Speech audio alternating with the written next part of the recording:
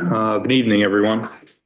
This is the July 28th meeting of the Town of New Canaan Planning and Zoning Commission. Regular meeting. We thank you for joining us in the boardroom. We got bumped out of the main town hall for other meetings going on. So it's going to be a cozy one here in the boardroom tonight. I'll take attendance first.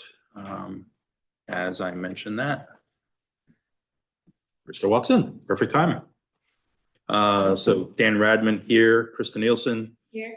John Kriz. Here. Chris Herring. Here. Chris Herring. John Engel is not on. Christina Larson. She won't be joining us. She's on a bit of a hiatus for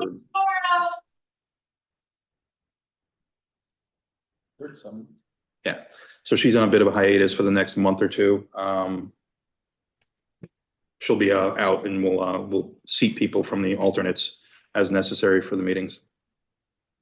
Alan Swerdlow here. Tom Benton Here. Eric Knowles Here. Megan Mensching Here. Bill Pratt Here. and George Danielos Here. Great. Got a full deck tonight. Thank you, everyone. All right. So first item on the agenda, we have a regular meeting item. This is 757 Oak Ridge, administrative review of proposed changes to a historic structure, which received a special permit in 2004 under section 7.7 of the Canaan Planning and Zoning regs. Who do we have to speak to that? Hi there. Hi. My name is David Dumas. Sit down, turn the mic on, just press the button to get it green. And then speak clearly into the microphone. Okay. Hi, good evening, members of the commission. My name is David Dumas. I'm the architect for Colin and Anna Smith at 757 Oak Ridge. And here to just discuss changing the windows in the cottage to new windows and making a couple of adjustments along the way. And 7, thank you. Did you want photos up or do you propose elevations? I think starting with the proposed elevations, maybe the next sheet that has the orange. There you go. That drawing shows the 4 elevations of the cottage. The orange rectangles indicate the windows that will be adjusted once, hope to be adjusted once we replace the windows with new. There's 28 windows in the cottage altogether. 14 are vintage and possibly original. The other 14 windows are newer Marvin windows, probably from the 1990s, early 2000s. Those are all the double hung windows. So in replacing the windows, the cottage is a very small scale. The ceiling heights inside are just barely 7 feet. And we'd like to propose relocating 4 of the windows 7 inches higher than where they currently are installed, just so that we can clear countertops for the kitchen and the bathroom vanity. One window, one of the newer windows, is actually a twin Marvin double hung window in the current kitchen of the cottage. The cottage has no egress windows at all, including in the 2 bedrooms. So we're proposing to take that the twin double hung window, turning that into a single double hung window, but an egress window. So it would be a little bit larger than the other double hungs on the cottage. And then the final change would be on the elevation with the small porch. That's the north elevation. In addition to raising 2 of the existing double hung window locations, we'd like to replace the door with another matching double hung window. So does the porch as a whole go away if you're replacing the door? No, we'd leave the porch. I think it contributes to the scale of the building, and then if anyone ever wanted to put the door back in. Mm-hmm. For those of us who weren't on the commission in 2004 when this was approved, can you just tell us a short bit about the history of this structure and the property in general? The little bit I know, sure. Yeah, from what I understand, the property was subdivided from 8 acres to 4 around 2004, I believe. There are 3, well, including the main house, there's 4 historic structures on the site. And in the subdivision, I guess section 7.7 was created in order to allow there to be a method to preserve the existing barns and other historic buildings on the property, you know, with the proviso that they be maintained. So the cottage is one of those buildings, and I think the cottage, if I had to guess, would probably date from 1900 and 1930. Just based on the sort of construction materials and details. And it's pretty original, which is great. And the owner's intention is to keep everything as original as possible. You know, they're extremely interested in making sure it looks perfectly preserved.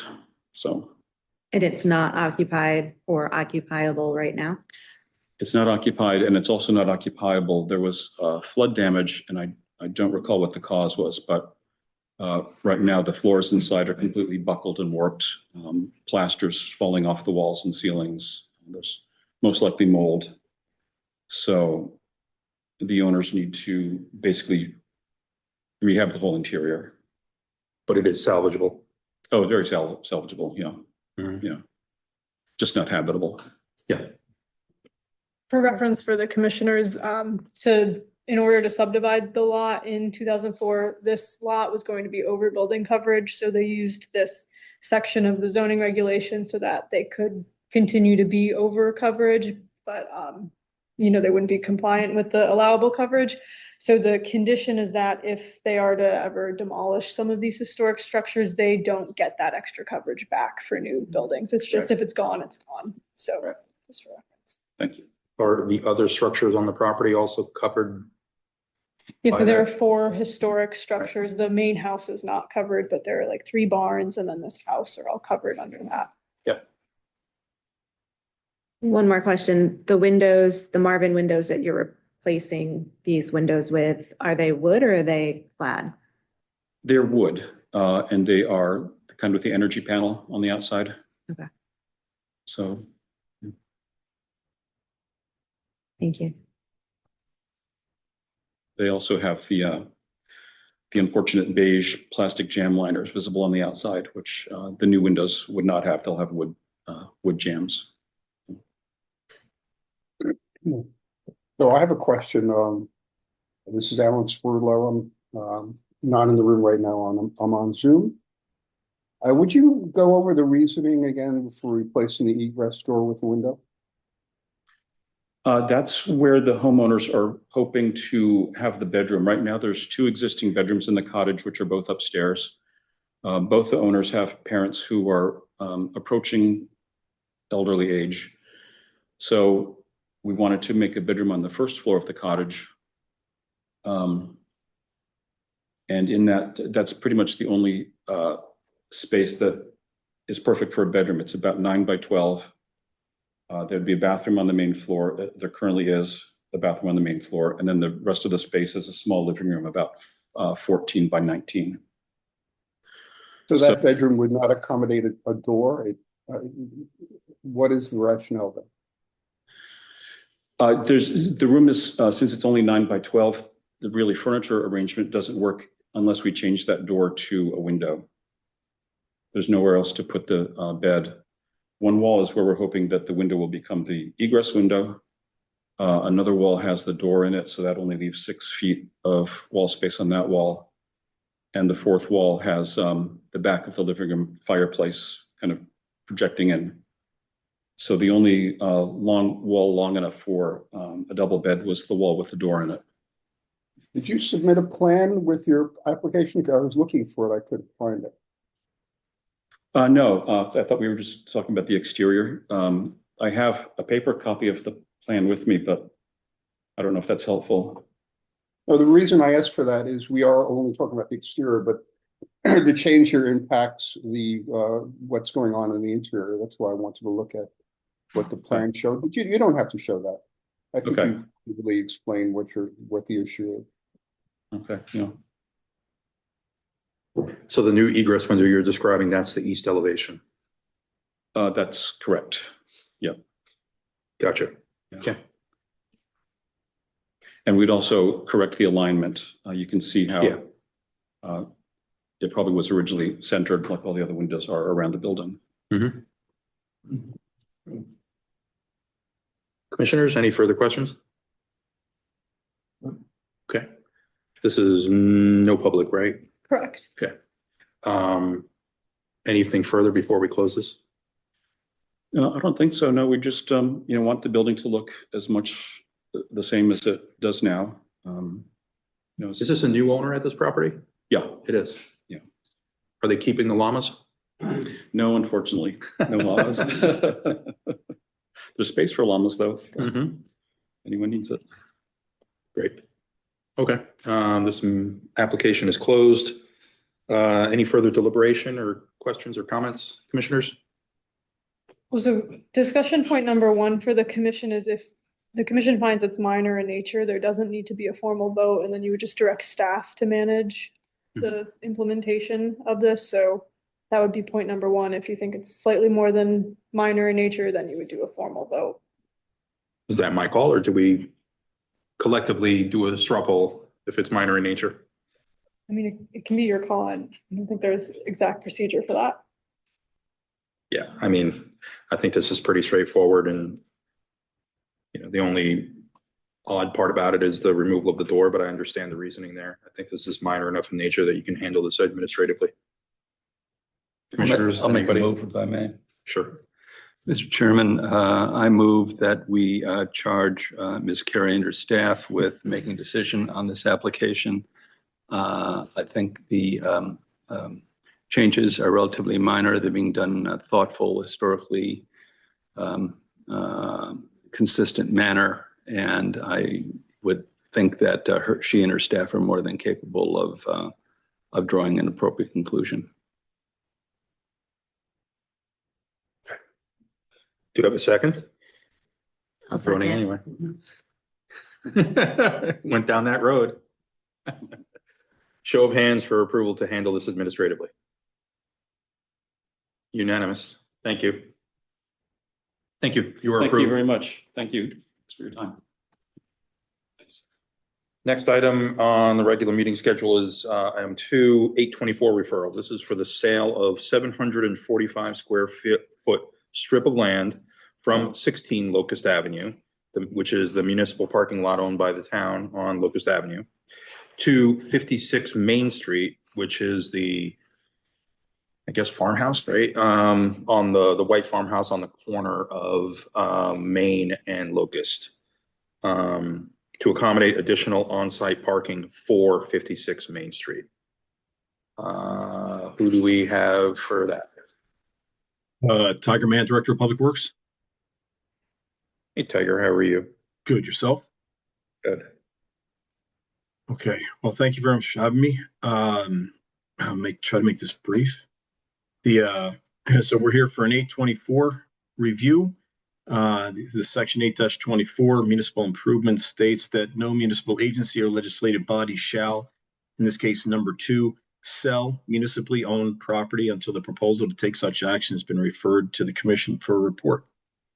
So what's the proposal? The proposal is to sell a small piece of land, as you mentioned, 745 square feet. It's 25 feet in the north-south direction and approximately 30 feet in the east-west direction. It's a little bit of a trapezoid on that side. It's basically 29.42 feet in one length and 30.1 in the other. It averages out to about 29.8 feet to the property at 56 Main Street, which is directly south of the parcel in question. This small piece of property that's on the intersection of Heritage Hill, Main Street, and Locust Avenue. The current property, 56 Main, has 2 parking spaces and is not compliant with the parking regulations. It requires 4, and this piece would allow them to therefore comply with the parking regulations themselves if it's added to their parcel. The property owners have refurbished the property and has been working with the town on various ways to solve this issue for a number of years, and finally proposed the idea of selling or buying a piece of property to add to their parcel to make it compliant. They understand that they would have to come back to various bodies for approvals for for the work itself. Might require the ZBA, certainly require this body as well, planning and zoning, and the overall sale would require the town council approval as well. So the owners are aware of the additional steps. Now, the town is of the opinion that while we are reviewing locust lot for other development, affordable housing, or say decking, the town has other avenues to pursue, be it purchasing adjacent properties or tweaking the design that the town has or is starting to look at for affordable housing and for decking. But the Demersians, the property owners themselves for 56 Main, have no other option. The only other person that they can talk to is basically the town to try for relief. So the town has options, the Demersians don't. So the thought is that we're here to ask that question, ask for a review, and from the commission. So how does it comply with the current POCD? We looked at the first area in the POCD. The community theme was preserving New Canaan's welcoming small town identity. Goal 1.1, embrace New Canaan's small town identity. And inside strategy 1.1.1, seek housing opportunities that use innovative and creative approaches to complement the existing small town identity. This house has been in town for quite some time. It's almost a landmark as far as when you're entering town, you can see that nice White House on the corner of Locust and Heritage Hill in Maine. And this is an innovative approach to trying to make them compliant. The other is goal 1.3 in the same category, encourage downtown vibrancy. Strategy 1.3.4 says encourage creative off-street parking solutions within public and private development and redevelopment opportunities. And the action D, review and update shared parking requirements and standards within the zoning regulations and consider the use of parking space trading system in which properties with a defined area may trade available spaces to accommodate for unmet or excess parking requirements. And while we might not be trading, we are trading in essence by selling. So we're trading parcel of land for it was valued at $50,000. So that's the going rate for this parcel, this piece, for sale. So I don't know if you have any other questions about the idea, about the proposal. Welcome. I'm happy to answer any. Will the existing curb cut be modified or made larger? It appears that it would be slightly modified, yes, made slightly larger. Yeah, they have several different renditions that they've been looking at, 3 that they had looked at so far. But again, that would have to come back to the commission for approval, and in a modification to the driveway apron would be part of engineering, the engineering department's review. Okay, and that'll come back to us eventually. It would be a function of if the retaining wall is over 4 feet in height, because there likely will need to be a retaining wall built, because I believe the current parking area has a retaining wall. If it's less than 4 feet in height, it wouldn't come to you all. I do think it's going to need to go to ZBA though, because it is going to be on the property line. I'm just interested in understanding the curb cut conditions and how the parking is going to be oriented in that new area. Just to validate the fact that it'll actually work. And number 2, to understand how much of the linear footage along Heritage Hill Road we're going to be, you mentioned it's 20 something feet. 25 feet. So 25 feet, which doesn't sound like a lot, but we want to make sure it doesn't compromise any of the grade change areas as Heritage Hill goes north that might affect how we enter a potential decked parking lot on that Locust Avenue property in the future. Because that was always the intent, that the upper level of any deck on that property would be accessed from Heritage Hill. That's correct. It doesn't, the grade should not change along Heritage Hill in that area to accommodate the curb cut. They've had 2 different scenarios where they're either stacking parking 2x2, or they've had it where 3 parking spaces were faced in the north-south direction. 1 was facing in the east-west direction. that would necessarily probably not require an additional curb cut because everything would come out from the existing curb cut. But they have several different scenarios that they're looking at for the design to accommodate 4 parking spaces in the area. So Tiger, how long is the frontage that the town owns currently along Heritage Hill? I'm sorry, ask that question again. What is the length of the frontage of the Locust Avenue parking lot along Heritage Hill currently? Sorry, I don't have that data. It extends from the back of the Demerjian property all the way to Hewstead Lane. Right, I'm asking the length. I want to know how I impactful a don't 25. have that. I don't have that in front of me. I'm sorry. I have that readily at hand. Well, then it's hard to know if this would impact any future development of the Locust Avenue lot, because if we do intend to have egress and ingress off of Locust Avenue, we need at least, I don't know, 30 feet. If you go back, to the GIS map, it's 110 point. Thank you, Chris. Yeah, 110.04 I feet. think that's the number. Okay, Yes. so we'd be left with 85 feet of frontage or so. That's correct. along Heritage Hill. That's correct. Tiger, Chris Herring here. Wanted to just ask, is there an option to do a long-term lease and therefore keep the optionality for the town to recapture the space? Should we want to put, housing, elderly housing, parking? It just seems like it's a really strategic piece of property. And I just, like, we picked up that piece of property on a Grove Street to have that extra egress on the train lot. I feel like even though this is a relatively small stretch, it does seem like a really strategic piece of property. And I was wondering if there was a long-term lease that has been explored that would keep that optionality for the town. Long-term lease of the property itself, or this piece of parcel of this piece. Yeah, Yeah. or a couple of spots in Locust to kind of, alleviate the parking demand, but not give up the optionality of the land. It would be difficult to lease the parcel itself only because of the development that has to be required to try to make the parking spaces. So they would lease the land and then have to build a retaining wall, a sizable retaining wall to make everything work. So that probably wouldn't work from their perspective. And as far as actually leasing parking spaces for Locust Lot, that sets a precedent for us, for the town.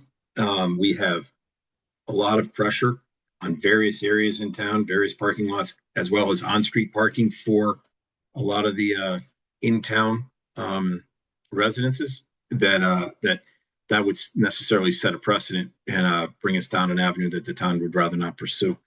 So we're looking at trying not to have any overnight parking in our parking lots. And if we allow this, then we would be open to allowing others.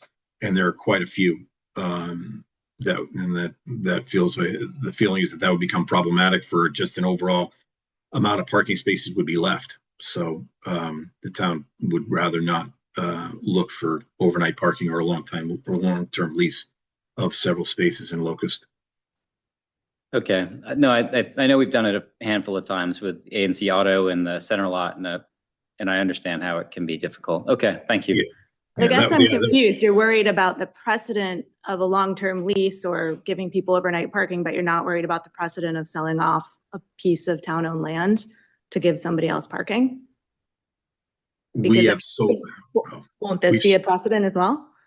We've sold other parcels to help out other developments, namely Burtis, the Burtis Avenue development, where we sold off parcel K, which was integral to that development itself. Yeah, but we also had no development plans for parcel K. I mean, we have actively been talking about plans for the Locust Avenue lot. That's correct. But we don't feel that there are other areas where there's pressure from someone to need to buy a piece of land that the town would need to use. So the precedent really isn't there in this case. Mr. Commissioner Chris, I wouldn't compare, I don't think the two are comparable. The tiny piece of land for the Burtis development was, in my view, not strategic to the future development, potential future development of the town. This is a different location. It's next to a major parking lot. So I would see them as having different characteristics that are worthy of consideration. I would agree. The only thought is that the town does have the other options for the locust lot. It can be redesigned. It can be the egress and entrance off of Heritage Hill can be tweaked. We also have the option of purchasing other land adjacent to the Locust Avenue lot to make it more palatable for development, say several parcels along Forest Street, other avenues of that. Whereas the current property owners at 56 Main have no other option other than to speak to the town. But so I have a question, because you were saying earlier in terms of that this being, you want to make they want to make parking compliant. Is it that they are in violation of zoning right now, or is it that they just have a non-conforming condition? Non-conforming condition, So a legal non-conforming Correct. condition that they can maintain. correct? Tiger, Bill Pratt here. Where are the tenants, the extra tenants parking now? If there's only 2 spots there and are there 4 units in that building or 2? I believe there are Yeah. 2 units in there. They tend to double stack sometimes on their own parcel. And I don't know where, on a given day where they're parking. I haven't asked the Demersians where they're parking. I mean, looking at the street view, and it looks like there's a tree at the backstop of the current platform. Not a important tree, just to be clear. It's not like it's a heritage tree, but the idea is that it looks like there are about 2 spots currently behind. It's hard for me to gauge size. Two side, and it looks like it's 25 feet deep, plus or minus. Is that 20? About the same. Okay, so you have 2 spots right now for 2 units. Is that right? Okay. Mm-hmm. Okay. I just want to point out 2 other sections of the POCD that I think are relevant to this application. One is strategy 4.1.1 policy 1 that says ensure that the town is intentional about leasing and or selling of town-owned land and buildings. That's on page 80. And strategy 2.2.2 action E, which says determine the feasibility of repurposing an existing municipal parking lot for future affordable housing development, collaborate with the Affordable Housing Committee and the New Canaan Housing Authority on this effort.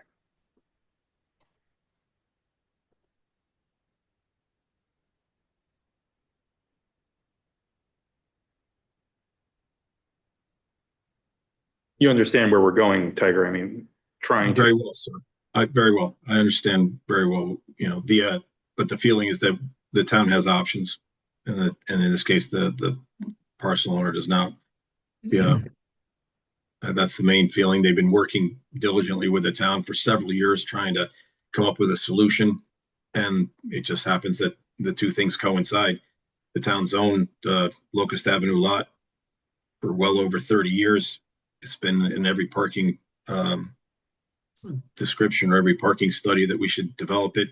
We haven't up until this time. Now we're actively looking at it. It's just timing is interesting.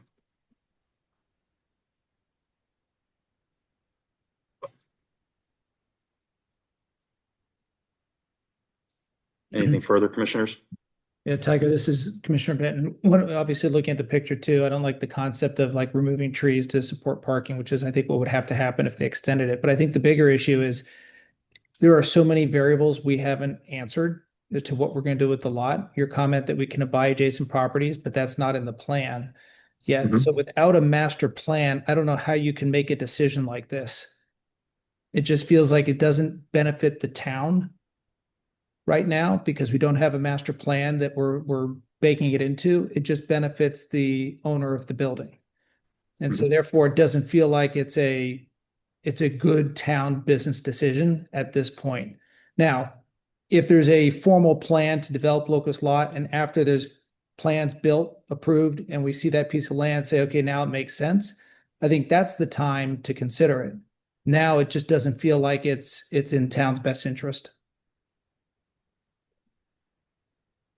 Yeah, it would be, you know, to your point, it would be much easier if the town's plans were further along in their development. Like I said, the timing is, you know, might be ill-advised, but the Demersion has been working quite diligently towards it. And, you know, we're asking the commission for their ideas. Can certainly revisit it at a later date, but, you know, like it would be perfect if the town knew exactly what they were doing with the lot and what the plans were and whether or not it would fit or not. But we don't know that at present. Thank you. You're Which is welcome. exactly why we're all hesitant to move forward with this.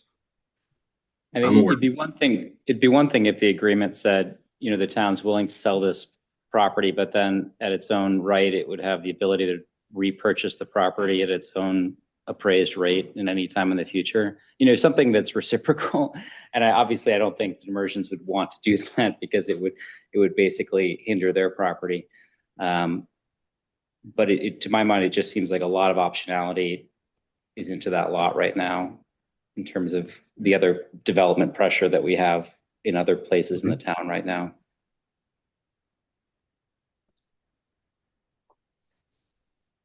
Can I just say, We don't actually take public comment. I know technically you're involved in the sale, but for 824s, it's, you know, it'd be up to you, Dan, but it's not typical to take public comment. For public comment. Yeah. We don't need to. No. Yeah, that's fine. Sorry, go ahead. oh, do you want to go ahead? Do you want to say? Yeah.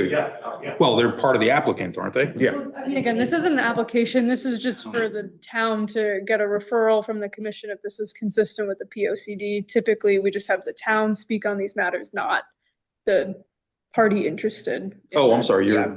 You're the party interested. We're the owners. You're the, sorry. It's okay. I mean, Tiger said very well. Yeah, I'm just gonna say it's a 3,000 square foot building. It's not, you know, 2 one-bedroom units, something like that we did spend a lot of painstaking time to restore. So, It's a nice looking building. I appreciate the effort put into the restoration. Yeah. An important location, visible location. I don't think you answered the question earlier with, since there's only 2 parking spots, where does the overflow parking for the building currently park? Where the additional spaces are being utilized. I'm certain they're probably utilizing a portion of the Locust lot and paying for that at times. But I haven't conversed with the Demersians to find out exactly where the additional pieces are going, or the additional cars are going. I've seen them stack inside their lot before, but I can't speak for, you know, a long-term solution or what they're doing on a daily basis.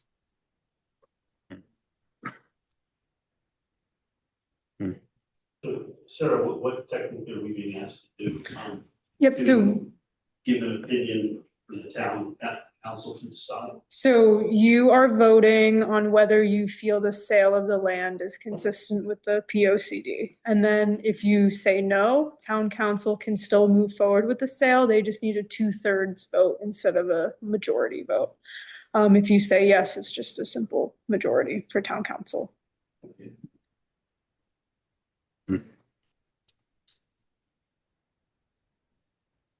Tiger, anything further on this? No, sir. Okay. Commissioners, any further deliberation, or do I have a motion? Can you just clarify who's seated? I think we have 2 Sure. absences, so only 2 alternates would be seated. Sure. So we have 2 absences and we'll be seating Megan and Bill, Megan Mensching and Bill Pratt for this one. And for the balance of the evening.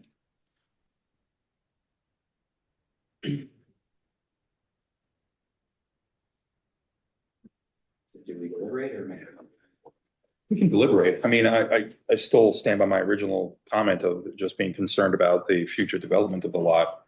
You know, as a town as a whole, we are limited in terms of how much public land that we have for development on affordable units. And denser development overall. You know, we've all talked about it ad nauseum at this point. I would not be in favor of compromising our future options on this. At a later time, if there is, to Tiger's point, when there's a developed plan for this site, and we can sell off the the portion without affecting the development, I'd be totally fine with that.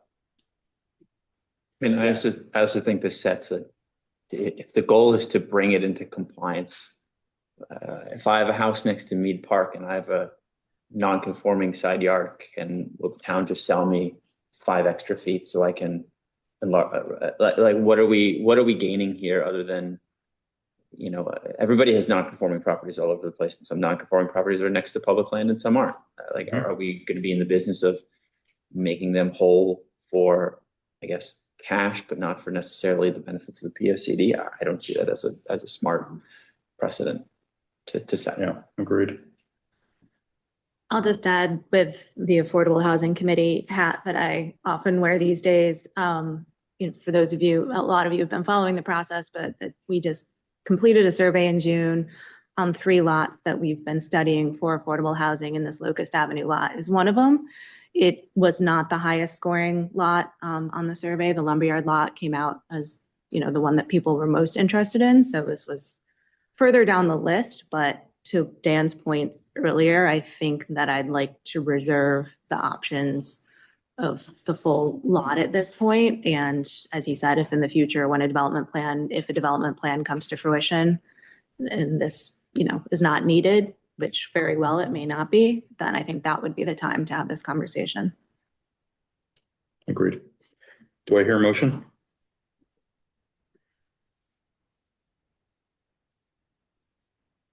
I move to deny this application because I don't think it meets the requirements of the POCD, as Commissioner Nielsen stated earlier during the hearing or the testimony that was set forth. So just to clarify, you mean that it's not consistent with the POCD, Right. because it's not something to approve or deny. Right. It's just I'll second. Okay. Commissioners, take a vote. If you're voting yes, you're voting in approval of the denial. Yes. To be absolutely clear. Dana Radman, I vote yes. Krista Nielsen, Yes. John Kriz, Yes. Chris Herring, Yes. Alan Swerdlow, Yes. Tom Benton, Yes. Eric Knowles, Yes. Megan Menching, Yes. Bill Pratt. Yes. Thank you. Thank you.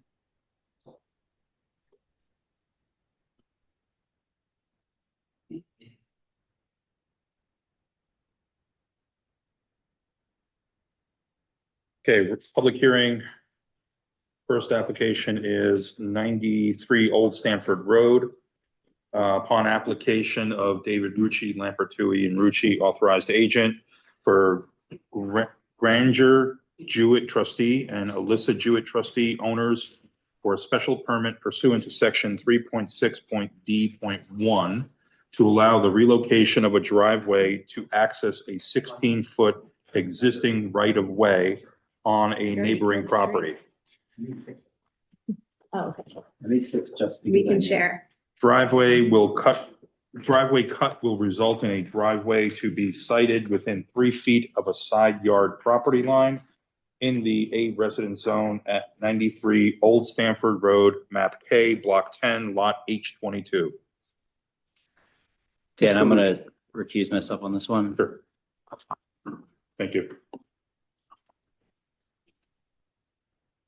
Good evening, David Rucci, Lampertui and Rucci. I'm here with Granger Jewett. We represent Granger and Alyssa, his wife, who are the owners of 93 Old Stanford Road in New Canaan. It's actually sort of a duplicate of that application because the driveway that we're using is on 152 Old Studio Road. And essentially what's happened here is that we're looking to basically change the driveway entrance on this property. Right now it has 2 access ways. It's right on that really sharp corner of Old Studio Road. And in order to do that, you can apply for a special permit because we're essentially putting a driveway within 3 feet of another property line. That's one of the rules that we have. And also the driveway in and of itself that we're actually going onto, this access way, is an older access way. It's only 16 feet in width, when today you would need something 25 foot in width. You guys generally, even when we're doing subdivisions, you'll want to see the 25 feet on the street, but you'll allow like a common drive of 16 feet. So I don't think it's really that big of an issue to have 2 driveways on this particular lot. So here's a picture of sort of the overview of the assessor's map. And you'll see that you have the 2 driveways here for this particular lot. And you see you have 3 driveways in a row. You have their driveway here. You have this access way here, which is where we want to put the new driveway. And you have another driveway on this edge. Here's the picture of the driveway closest to the driveway we want to move it to. So this is the beginning of it. This is actually where we're going to end up moving to. And these are just a picture side by side of the 2 different entrances. You can see the one on the right-hand side is the first driveway. That's next to the Sibicki's house. You may remember they do daycare. So they're on that property right next to them. And then on the other side is this closest to the driveway itself. So here's a copy of the survey. You see we have the 2 different driveway entrances here. And then we want to hook up into this particular area right here where the red mark is. That's a picture of it straight on right here. And this driveway will be closed off here. And you'll see we're going to basically enter here on this particular property. So it's going to be pushed back from the road itself. We believe that this particular, coming out this particular way, we have better sight lines than we had before. And we're also going to be essentially taking out 2 driveway cuts on that particular road, which, one of the things in the plan of conservation and development is to try to like lessen any sort of like traffic on major arteries in town, which is obviously this is one of them. The reason for this is basically they've had a lot of different accidents in this particular area. You can see this long curve. You guys have all been on it, I'm sure, numerous amounts of times, going to Saks, going to Waveney, et cetera. And you can see that we've just taken some examples of different accidents over the past 10 years or so. I don't know. 5 years. 5 years or so. 6 years. And this is just showing sort of what's been happening in this particular area. People are losing their ability to, I guess, make this turn at different points. And we just took some pictures of it just so you see this is actually their house over here on the right-hand side. You can see the area here where the car moved over. I don't want to bore you with all this, but it's just basically showing the rationale as to why they want to move these access ways to this and get it really to a safer spot. Once again, we believe the elimination of these 2 curb cuts is in the best interest of everybody on the street, not just the Jewetts, but obviously the neighboring properties around them. It's a safer access for 93. It's a safer access for them coming in and out of the property. And by them closing off those other access ways, maybe it'll make it less of an issue for people missing that curb itself. And I said earlier that, the 16-foot access way is really pretty common as far as what you're going to have on a common drive anyway. So the fact that it's not a 25-foot access way, we believe is not necessarily that important as far as holding to that particular rule of going onto this particular access way. It's pretty straightforward, the application. I don't know if you have any questions. Granger's here as well if you have any questions for him on this matter, but we believe once again, just in and of itself, taking these curb cuts out and moving them to an existing cut is just going to be better off for all on Old Stamford and all in this neighborhood. I have a couple of questions. It's Alan Swerdlow on Zoom. You said you're moving it to an existing cut. Did you say that? That's correct. This is an existing driveway right here. If you look at this overview here, you can see the 2 cuts here, 1 and 2, and then this is another existing driveway here. This is where they're moving it to. Okay, now I understand that. But you'll then be moving the egress point or the access point into what's now a parking area for the house? Do I read that right? So they're gonna, if you look at the survey itself here, sorry. So they're gonna relocate their driveway to this area. This is that access way I just showed you that was existing. Right. And they've reorientated their parking area so that it's coming out onto that existing access way. So it doesn't come out onto Old Stamford, it comes off to the access way, then they take a left to get up to Old Stamford. Just wanted to be clear about this. I think this is an improvement. I think taking out those two other curb cuts and closing off egress there improves both the access to the house and the issues with the road. So thanks for the presentation. The now combined access way, the existing one, does that provide better sight angles for both directions of oncoming traffic than the existing? Yes, when you're exiting the property. Yes, when you're. State your name, sorry. Granger Jewett, Thank you. owner of 93 Old Stamford. Yep. When you, if you're coming out of the access way, you have a better sight angle, both left into town and right towards the mayor. That makes sense. Okay. Our existing curb cuts, it can be, especially during the summer with vegetation, it can be difficult to see around the corner. And once this is all put back together, there's existing stone wall that'll come down and then new stone wall that'll go up. So that stone wall is only a portion of our property. Our plan now is to put a stone wall the entire frontage of our property. I see that, yeah. With native plantings and lighting surrounding it. Gotcha. So you'll remove kind of where the asphalt is in front of it, in front of where you put the stone wall, or are you gonna leave the asphalt on? No, the asphalt will come to, so you can see where the difference in the road there, where the road is paved, where it transitions to driveway. We will remove the asphalt coming up to the road. That'll become grass. Okay, all right. Yeah. Yeah, I think that's important because people incorrectly turning into your stone wall, Correct, and that's correct. gonna, Yeah. exacerbate some of these traffic issues that everybody's talking about. The plan is that when this is all said and done, the existing two curb cuts, for all intents and purposes, you'll never know they're there. Okay, good. Great. Mr. Rucci, so the existing easement on this access way is for access to 99 Old Stamford Road, the parcel behind the Dewitt Correct. property? Correct.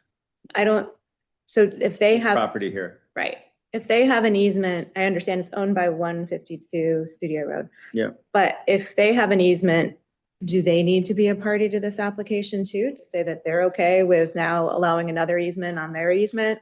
Well, we do have their permission to do that. I mean, they don't own the property, so they're not actually the ownership of the property. So that's why I didn't add them to the application. But they are intimately involved in this particular application. We have an easement agreement. We started this all by just trying to do an easement agreement. And when I put the map in, Sarah was like, oh, you're in violation of I this see. 3 foot, because she's very difficult. Who And actually owns the it's driveway weirdly, access? it's 152. It's that, yeah. Old Studio Road. It was all the way back to when they redid Faraday Farms, when that all used to be farm back there. There was some dispute between 152 and I'm sorry, with 99 back here and the Faradays. And somehow they made this agreement where they were going to be able to use this particular access way on 152 to access their property. I don't know all the history. I was just looking at where the access way came from initially. So 152 owns it, they don't use it. But 99 has the right to use that access way. And so just to be clear, you've been in contact with 99 and Yeah, they're fine. and with they're it. going to have to sign the same easement Okay. that we have. So, and one of the conditions was that we present an easement as a part of our approval. So we'll give that easement with everybody's signature on it. Okay. That's the way we started. That's the way it begun. Okay. Anything further, commissioners? Okay. Before we open to public comment, anything further from your side, Mr. Rucci? No, thank you. Okay. Anyone from the public here at the meeting that would like to speak to this application? Anyone on Zoom that would like to speak to this application? Okay. For clarity, Mr. Herring recused himself for this application, so Mr. Danielos, you'll be the ninth voter or ninth commissioner on this particular application. All right, commissioners. Okay, so we can close this? Yeah. So this is closed. Vote now? Commissioners, any further deliberation or comment? If not, do I hear a motion? Commissioner Chris, I see this as enhancing public safety. I think the viewscape will be improved as well with grass and vegetation and a field stone wall, which is very typical of the New England environment. The parties are all in agreement, and so I move that we approve the application as made. Second. Yeah, I'll second it. Sorry, we already, Mr. Knowles already seconded. We're good. I'll third it. Third it. The only thing I would also add is that the proposed stone wall, since it will be right up against the property line, complies with all regulations on height. Make a note on that. Yeah, Sarah also had a condition about recording the access easement on the land records and an easement map being recorded, documenting 93 Old Stamford Road's legal access rights to the access way. So Yeah. that would Agreed. include her. That included as well. I concur with both. Great. We'll go to vote. All in favor say yes. Dan Radman, I say yes. Krista Nielsen, Yes. John Kriz, Yes. Alan Swerdlow, Yes. Tom Benton, Yes. Eric Knowles, Yes. Megan Mensching, Yes. Bill Pratt, Yes. and George Danielos. You're on mute. Yes. Thank you. Great. Approved. Thank you very much. Thank you.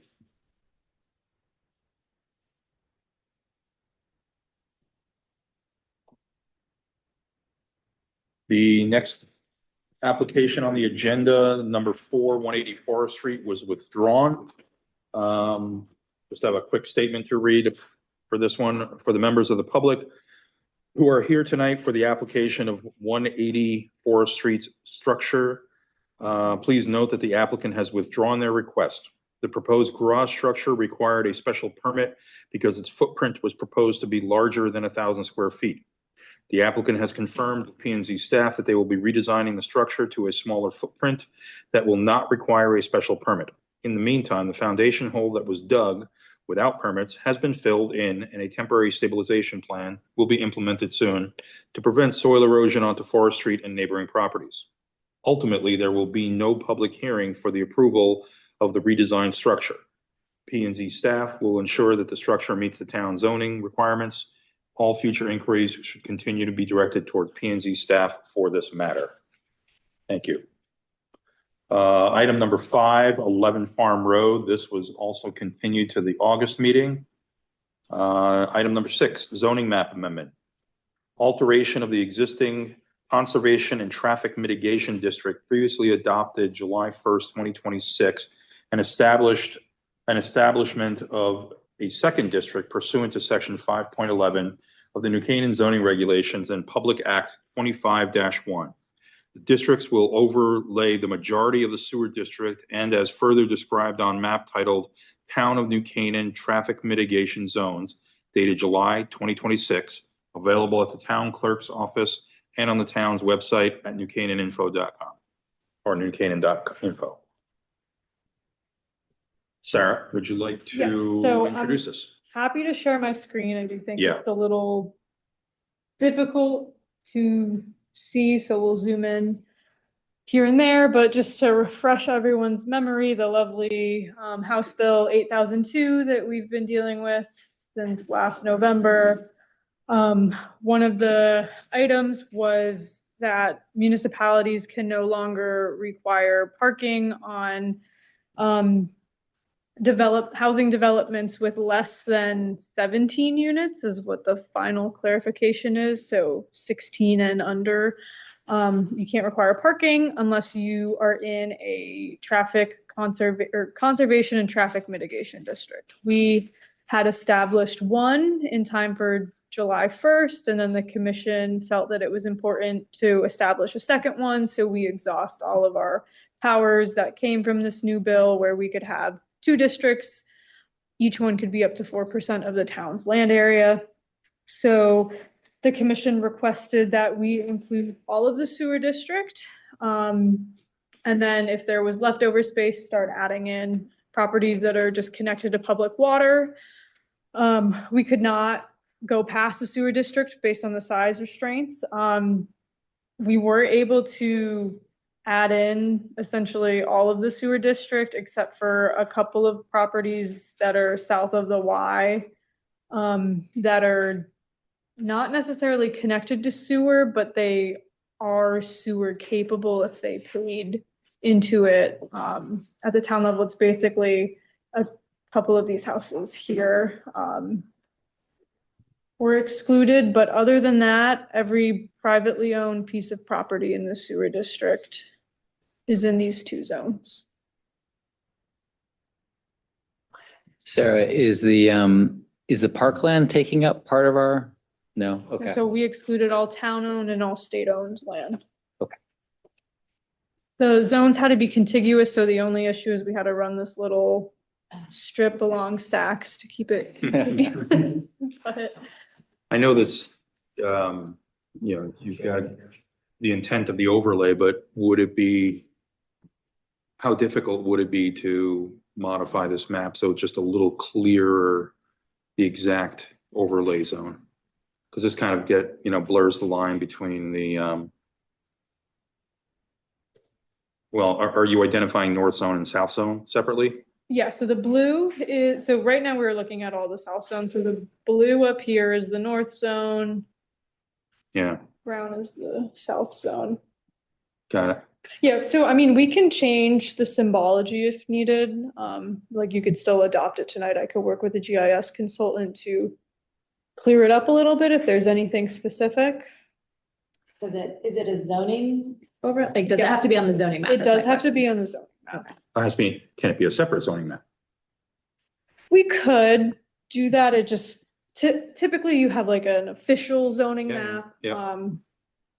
That would have all of this, but I would just talk to Ty and Bond and see if there's anything graphically they could do to clear it up. make it a little clearer. Okay. I mean, it would also be nice to, for example, you have Weed Street there, that's sort of the border, but then there's a little carve out, and if you scroll down, it seemed like Yeah. it's sort of, Yeah,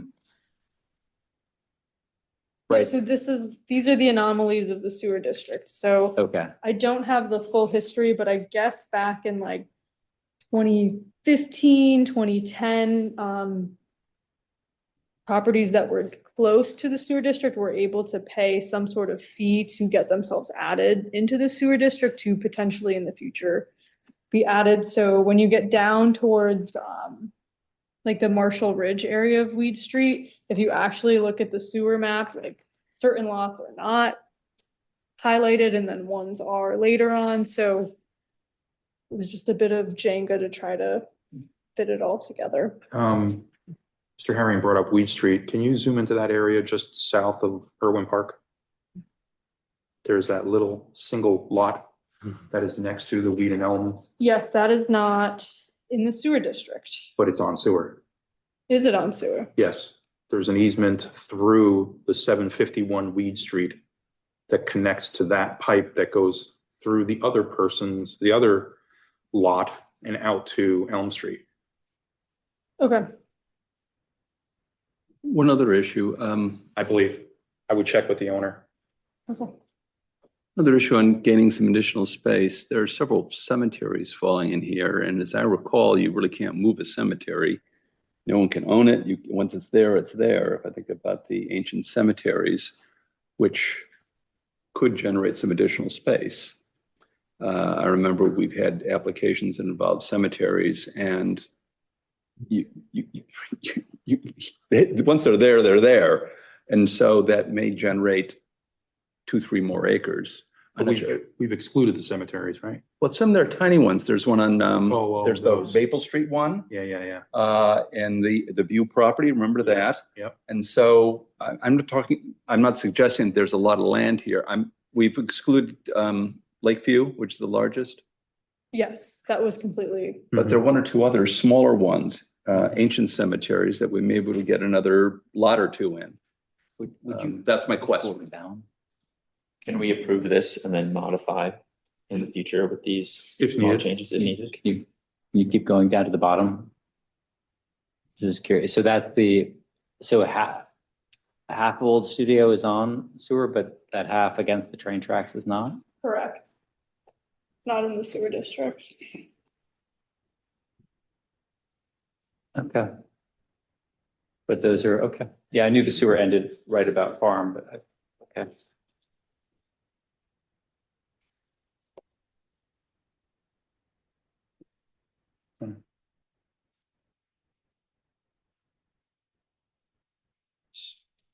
And some of this is driven by topography as well, right? Because I think, Yep, and soils, like Old Studio Road is one of the newer streets to have sewer, because they had a lot of failing septic systems and whatnot. Okay. So, I mean, it's the prerogative of the commission if you would like to table the vote and wait till August and we amend the map. It's just, we do a whole new application if you vote tonight and we have to amend it in the future. So it's just, like, it is what it is. It's just really whatever the prerogative of the commission is. We can wait until August, Okay, get the amended map put together, and then we can vote on it. Okay, so just so I'm clear, it's checking out that Weed Street property, and then am I trying to remove the other cemeteries? Like, for example, the one that's on the Views property, is that a separate parcel? Do we know? Because if they're not separate parcels, it's gonna be Not a separate parcel. I don't think- virtually impossible to exclude it. My recollection is that when we had the application, is that it was stated to us that only 3 entities can own a cemetery: a ecclesiastical society, a municipality, or a not-for-profit cemetery association. And the View is none of those. They even said that it's not our property. You can check the file. And so if it's not a separate plot, it should be, as I recall. Some of these cemeteries have been around for 200 years and essentially no one owns them as a practical matter. I got 4 on my road on Ponus. 1, 2, 3, 4. And, they're essentially maintained by the town as a practical matter. But my recollection, you can check cemetery rules, but I'm a member of the Selleck's Hill, Chapel and Cemetery. Joined for $10, by the way. So, again, there are very specific rules in the state on what you can do at a cemetery and who can own it. So it is, I think, by definition, must be a separate plot. Because anyway, that's my thought. I would defer to someone's a lawyer or someone else who may be more specific to it, but I have to believe that's true. And I remember specifically the applicant for the View said it's not our property, and they never made any intimation that it was. I assume he spoke properly. So I'll leave it at that. I do think the direction of covering the sewer district is the right direction, though. It seems that's the right pursuit. I like the direction of the map. Okay. As it is, yeah.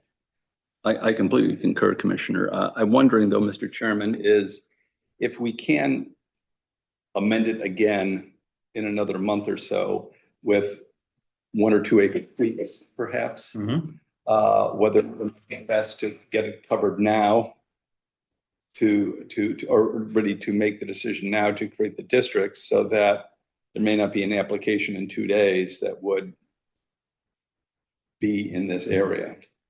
What do we lose by doing it now? Do we open ourselves up to that? So, I mean, right now we have one zone that covers everywhere that multifamily housing is permitted in town. And I maintain that it is extremely unlikely that a single family home developer in this market would be proposing a single family home with no parking. So I can't say that there's no risk. Of course, there's always risk, but the risk is incredibly minuscule that we would get an application in these outer areas where we would be vulnerable. Okay. Okay. Let's get the map cleaned up for next meeting, and then we can vote on it. And, in the meantime, as commissioners have more time to look at it, if you note anywhere else that you happen to know is potentially on sewer that's excluded, let me know, but we'll do another review of it. Yeah, I bring up the point again that we found in a recent 830G application, as well as the one that Chairman Revin brought up, of someone who is not on the system but has an easement into it. I assume that is in the land record someplace. If it's an easement, I'm wondering how easy it is to find these. I don't know. I'm asking a question. Not easy to find because it's all by last name. And so if the easement's from 1909. It's a treasure hunt somehow? It is a treasure hunt, and you would have to Okay. know what you're looking for it to be a simple process. Do you need input from the commissioners on cemetery locations? Yes, I have one person who seems interested. I don't know It's if right there's smack the dab in the middle of town. general consensus Yep. with the general consensus. Okay. In this. Commissioners, just send a note to Sarah of any miscellaneous small cemetery locations. I know the only one I can think of off the top of my head is the corner of Sunset and West. There's right on the corner, there's a small one there. Studio Road, Road, there's there's one. Old Studio in Stamford. Studio has yeah. one. Yeah, right on the corner. Sorry, it was the corner of Sunset and what? West. West. And the northern corner of Studio and That's true. That's the and Episcopalian one. Old Is Stamford. it? Episcopal one. The Keeley Cemetery, I think. Yeah, that's old Studio one is fairly large too. A quarter acre. Every big can count. Okay. Continue to the next hearing. Forgot about that. No further deliberation on open items. Next item we have is administrative action. So, excuse me, 60-64 East Avenue. This is a pre-application presentation and discussion on the potential to rezone 60 and 64 East Avenue from B residence zone to business zone. Gentlemen. Hello, how's everybody? Ducky, how are you?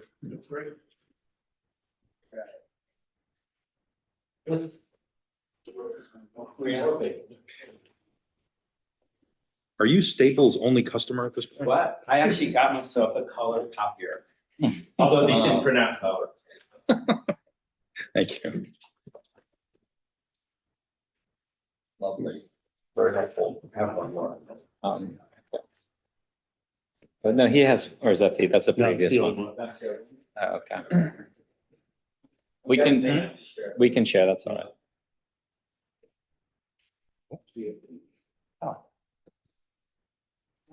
Okay, good evening, David Rucci. I'm here with Ed Sislis and Joe Bavona, who are the owners of 60 and 64 East Avenue in New Canaan. And we think we have a sort of a good opportunity here for both the commission and these particular pieces of property that sit right next to the commercial zone. Here they are on the screen right here is 640 and 611. It's a single family house. And then it's an undersized two-family house on this corner. And this, if you recall, this is where New Canaan Pharmacy is. It's across from Cherry Street East. Y'all have seen it before. And this is basically the edge of the commercial zone right now. This is 43 East Avenue. Okay, it's got commercial, retail, and residential units in it right now, 10 total. This is the rear of that particular property. And I'm just showing it just to show you what this actual area looks like. So here's your edge right now. This is a two-family home actually that's connected to the commercial building. And then this is the border right now of a single family house that's at 60 East Avenue. And then these are the two houses together, 60 and 64. Okay.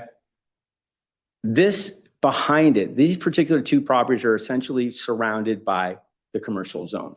The commercial zone sits behind them off Beatty Street. You guys remember this is where we did Gramercy Park, where we have the medical units and then the residential behind it. You can see the residential from in between these two particular buildings. And then this is when you look from 60, you're looking at that residential behind them off of Beatty Street. And this is just what they look at. This is that car dealer behind this particular piece of property. And this is looking from Beatty Street back into these units. This is the edge of the commercial zone from Beatty Street. Gramercy Park is what we did on back when it used to be the Napa auto dealer and it used to be the cleaners. Dayton's Cleaners was down there and it was kind of a brown spot at the time. So this was a really good piece, I think, that when we were talking about this particular property as sort of setting the tone for Beatty Street as to what we wanted to happen in Beatty Street. We actually did some text changes with that particular building, but you have the 2.5 stories in the front, which is the medical, and then you have the residentials that sit behind it, okay? And this is sort of the backside of that building that you could see before on 60 and 64. This is once again, Gramercy Park. This is a 2-family right here. And this is the residential units in the back. There's 8 residential units in the back. They're about 40 feet in height, just to give you an idea of what that particular is. And this is the edge of the 2-family right now. And what we're looking for comments from this commission for is whether they would be amenable to basically adding these 2 pieces to the commercial zone. That's what we're asking tonight, is to get your opinion as to whether or not if we brought a zone change, that might be something that you guys would be interested in adding to. And this is what we would be kind of looking to do. Something like this on the first floor, it would be a retail with residential behind it. Do you have another rendering as well? Yeah, so the retail would be about 50 by 40 on the first floor. There'll be 10 residential units behind it, and there'll be 23 spots for parking. This is sort of what the plan would end up looking like from the front of the building back. And then this is, we would be also be putting in 2 affordable housing units with this particular. So we would actually go under inclusionary zoning to do this type of a picture project. And I think that what's important is that I'll let Joe and Ed talk kind of about their plan, but I think that what is really important is that I think this building and this spot, at some point, this is owned by Anthony DeFeo at Ankar, who's, you know, getting older. This is a prime spot where this is going to get developed, I think, at some point. And I think almost like what happened with Gramercy, and it hasn't really happened yet, but when we brought that application, we really thought that would sort of spur other people to do things on that road. And we think the same thing is going to happen here, is that you're going to get something that's probably going to be moved more out to the front. We'll probably have some sort of mixed use in it, whether residential and some retail and hopefully some affordable housing is my assumption that they'll have. And I think that if we can set a corner next to Gramercy Park, which is there today, sort of be spurring that development and setting that corner. And you know, this sits in that weird B resident zone. So these 2 lots that we're talking about today, the single family itself is, you know, completely on an island. Like there's nothing to do with that house to a certain extent because it sits right next to this commercial unit. And then next to it, you have an undersized 2-family. So it's less than 12,000 square feet lot area wise. So we think that by adding it to the commercial zone and sort of porting that off, and you have Gramercy Park right next to it, would be a really good idea and a really good way to maybe bring this into the commercial zone and set that boundary of the commercial zone. We did talk to the people at Gramercy Park, the people who live in that particular 2 unit, and they sent an email indicating they loved the renderings and were supportive of it. We also talked to Mr. Garrity, Jonathan Garrity, sorry, I couldn't remember his name, who he did the development of the whole thing, Gramercy Park, and then the VD Street building, the medical. He also was very in favor of this particular happening. They still own a couple of those units over there. But I think that's sort of where this idea has come up, that this might be a really good idea to bring it into the actual commercial zone, because where it sits today, you can't really do much with the 2-family that's sitting there today. The single family is just really on an island in and of itself. And we do believe that this building, at some point, you're going to get a much bigger commercial building put in this particular spot. At least, I mean, it would be a prime opportunity for someone to do that at a later date. So if we can set the edge of it and bring it into the commercial zone, use inclusionary zoning, the new commercial regs that we have today, it would be something that we believe would be very popular and, you know, a good planning tool for not only this commission, but you'd have sort of the ability to carve that particular edge of the property. I'm sorry, of the zone. I'm gonna I'll let Joe and Ed talk about what they're sort of planning to do here. The other renderings in the back of that. You don't have it on? Yeah, I do. You want to see the other one? Yeah, let's show another one. Okay, this one? Yeah. Okay. What Announce your name and. So Joe Bavona. Turn on the microphone. Joe Bavona, owner. Yeah, so I think David mostly covered it. I think what we have in mind here is that Gramercy Park is kind of a hard cutoff. That 2-family, even though it's B residence, it is part of that association. So I think that with that being part of that association, this doesn't really open up floodgates. It kind of creates almost a gateway to downtown from East Avenue. And I think David made a very good point that eventually that corner property is very likely to be redeveloped and probably match, you know, what we're looking to do. Outside of that, if you guys have any questions or thoughts. I mean, I just put down a couple things here that I was thinking about when we were doing this, that, you know, by adding this to the commercial zone, it'll allow for, you know, something consistent that's particular to the 2026 and the conclusionary zoning. It's going to provide mixed use, affordable units, going to have more of an active street front there. And, you know, it's going to provide an anchor, we think, to that commercial zone building back the other way. I mean, even if you look at that building, that's the mall like now, you know, to the left, Elite Dermatology, the one that he's doing the hotel now. I'm drawing a blank on his name, but Elliot did that. And, you know, it was kind of nice there. I mean, not much has happened above it yet, but once again, I mean, this area of town, I mean, I know Brock Sachs at some point is going to be looking to develop his place next to East Avenue. And I think that whole area is going to be really regenerated in that, which is going to be nice. I mean, when, who knows, but this, I think, would set a good tone for other things that are happening there on that particular street. Here's just something from Jonathan Garrity to Joe, just saying thank you, you know, for showing me the renderings. I like them. You'd be welcome. And, you know, he certainly would endorse this being put into the zone. Which rendering was Mr. Garrity looking at? I shared both with Which one everybody. did he like? It seems like he likes them both. Which one do you like? Want an honest answer? And then this is just a second one from the guy from Gramercy Park, who actually lives in the 2-family unit that's right next door to it. Gotcha. And I think Joe was looking at, there was other people that just didn't get to this particular hearing. But from our perspective today, obviously we would want not only whether or not you feel this is something that you want to see, maybe not particularly these designs or whatever it happens to be, but something as to this being incorporated into the commercial zone, whether that's a good planning tool for you, a good idea for the Planning and Zoning Commission. That's obviously step number one. The second would be, we would go in under inclusionary zoning. So this board would be back. We would be back in front of this board for not only, you know, design, but, you know, what the units are going to look like.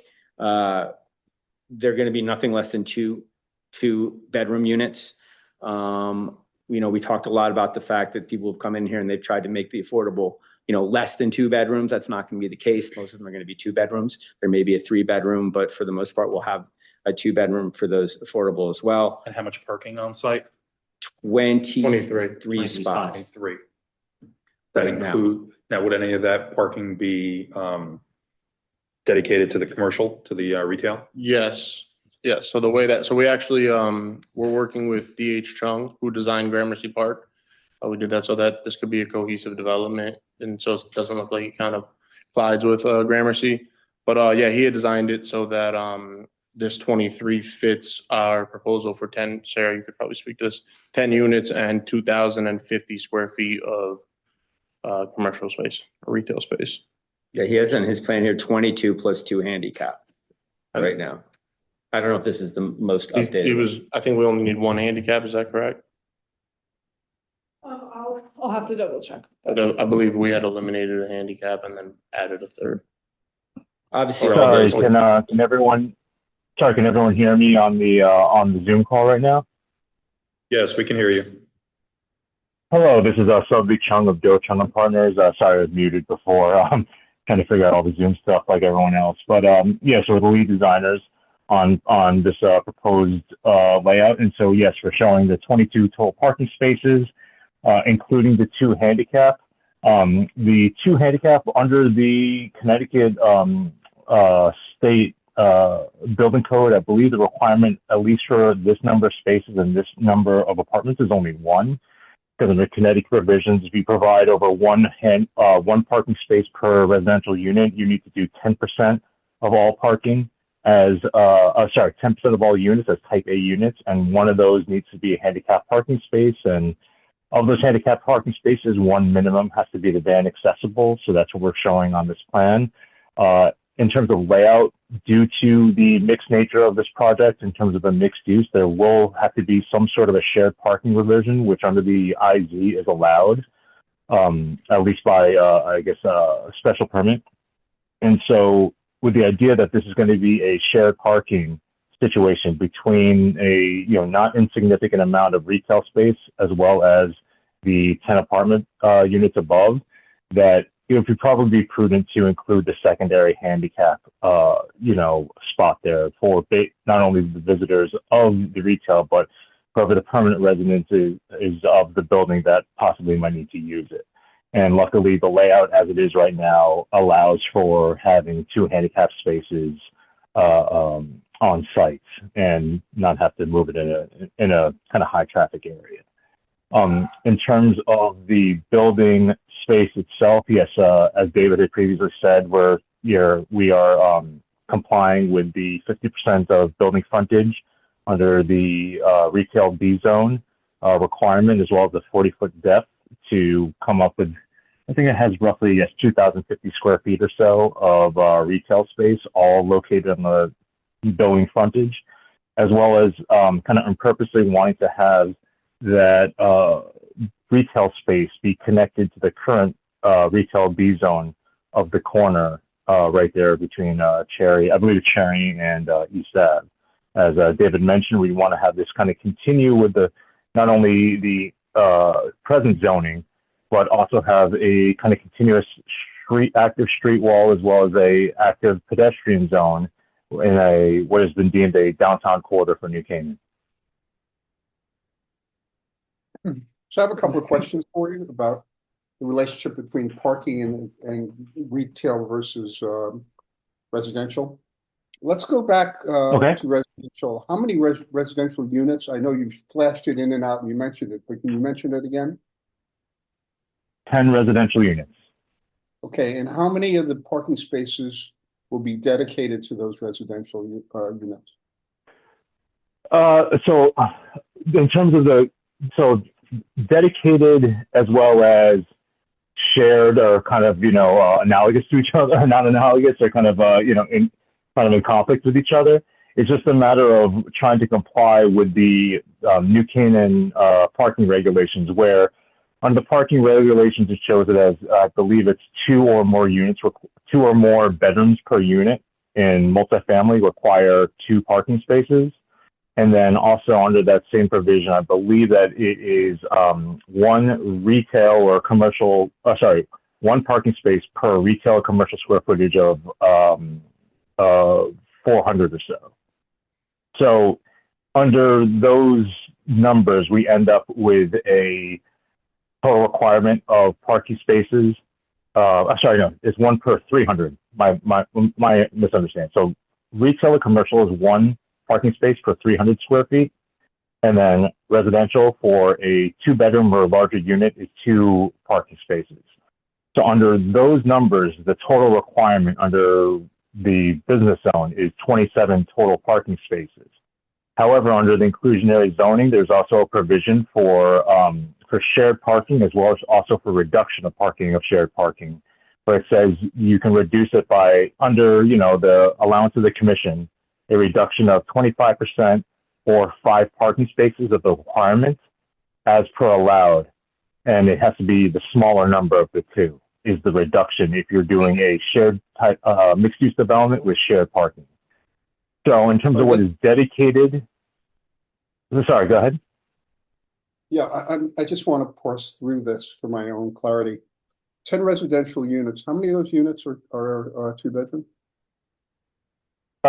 Every single unit there is at bare minimum 2-bedroom. They're all 2-bedrooms, so you have 10 2-bedroom units is what you're saying. Correct. Did you cut out? Yes, there's a Oh, total no, of, I could. Sorry, I responded. I may have cut out. I'm on a cell phone right now. So yes, there are 10 2-bedroom units. Which would require, according to what you said, 20 spaces for residential use? Yes, correct. 20 parking spaces per residential use. And 300 square feet would require another 7 for commercial use, correct? Correct. That is the requirement. All right, so it's 27, then you're reducing that by 25%? Did I hear that correctly? Yeah, it's either 25% or 5 parking spaces, whichever is the fewer reduction amount. So Under sorry, this the is provision Sarah, of shared this is parking. Sarah Carey jumping in. I just want to make sure the regulations aren't incorrectly stated. So with mixed use development now under the new housing law, the commission has this new requirement where developers can submit what's called a parking needs assessment. It's not a special permit process. There is no cap on the number of spaces that could be exempt from the regulation. So the commission needs to keep in mind if they want to move, if they decided that they wanted to rezone this land, this would probably be the first application with that summary review process that's brand new.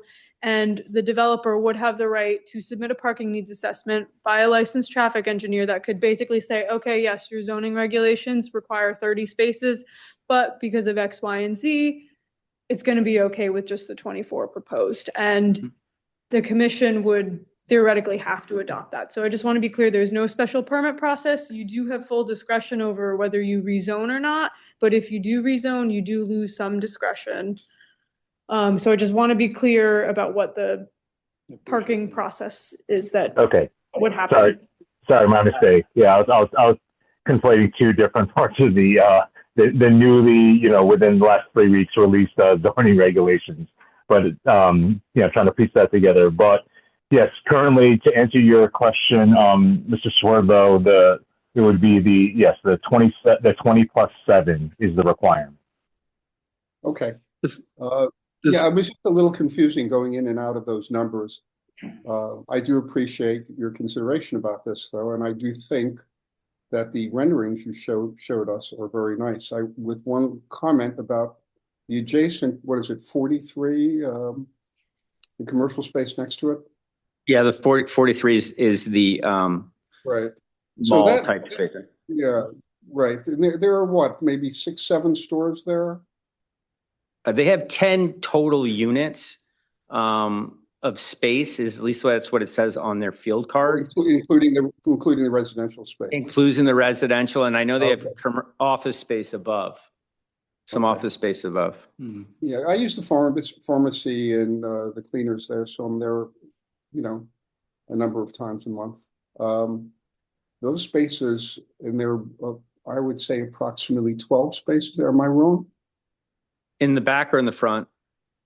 Yeah, in the front. 12 plus or minus. Those spaces are mostly occupied anytime I'm there. Maybe a space or 2 empty. So there's a lot of commercial traffic in that district. I'm sure you're aware of this, and I'm just concerned about what you're doing, which I happen to like.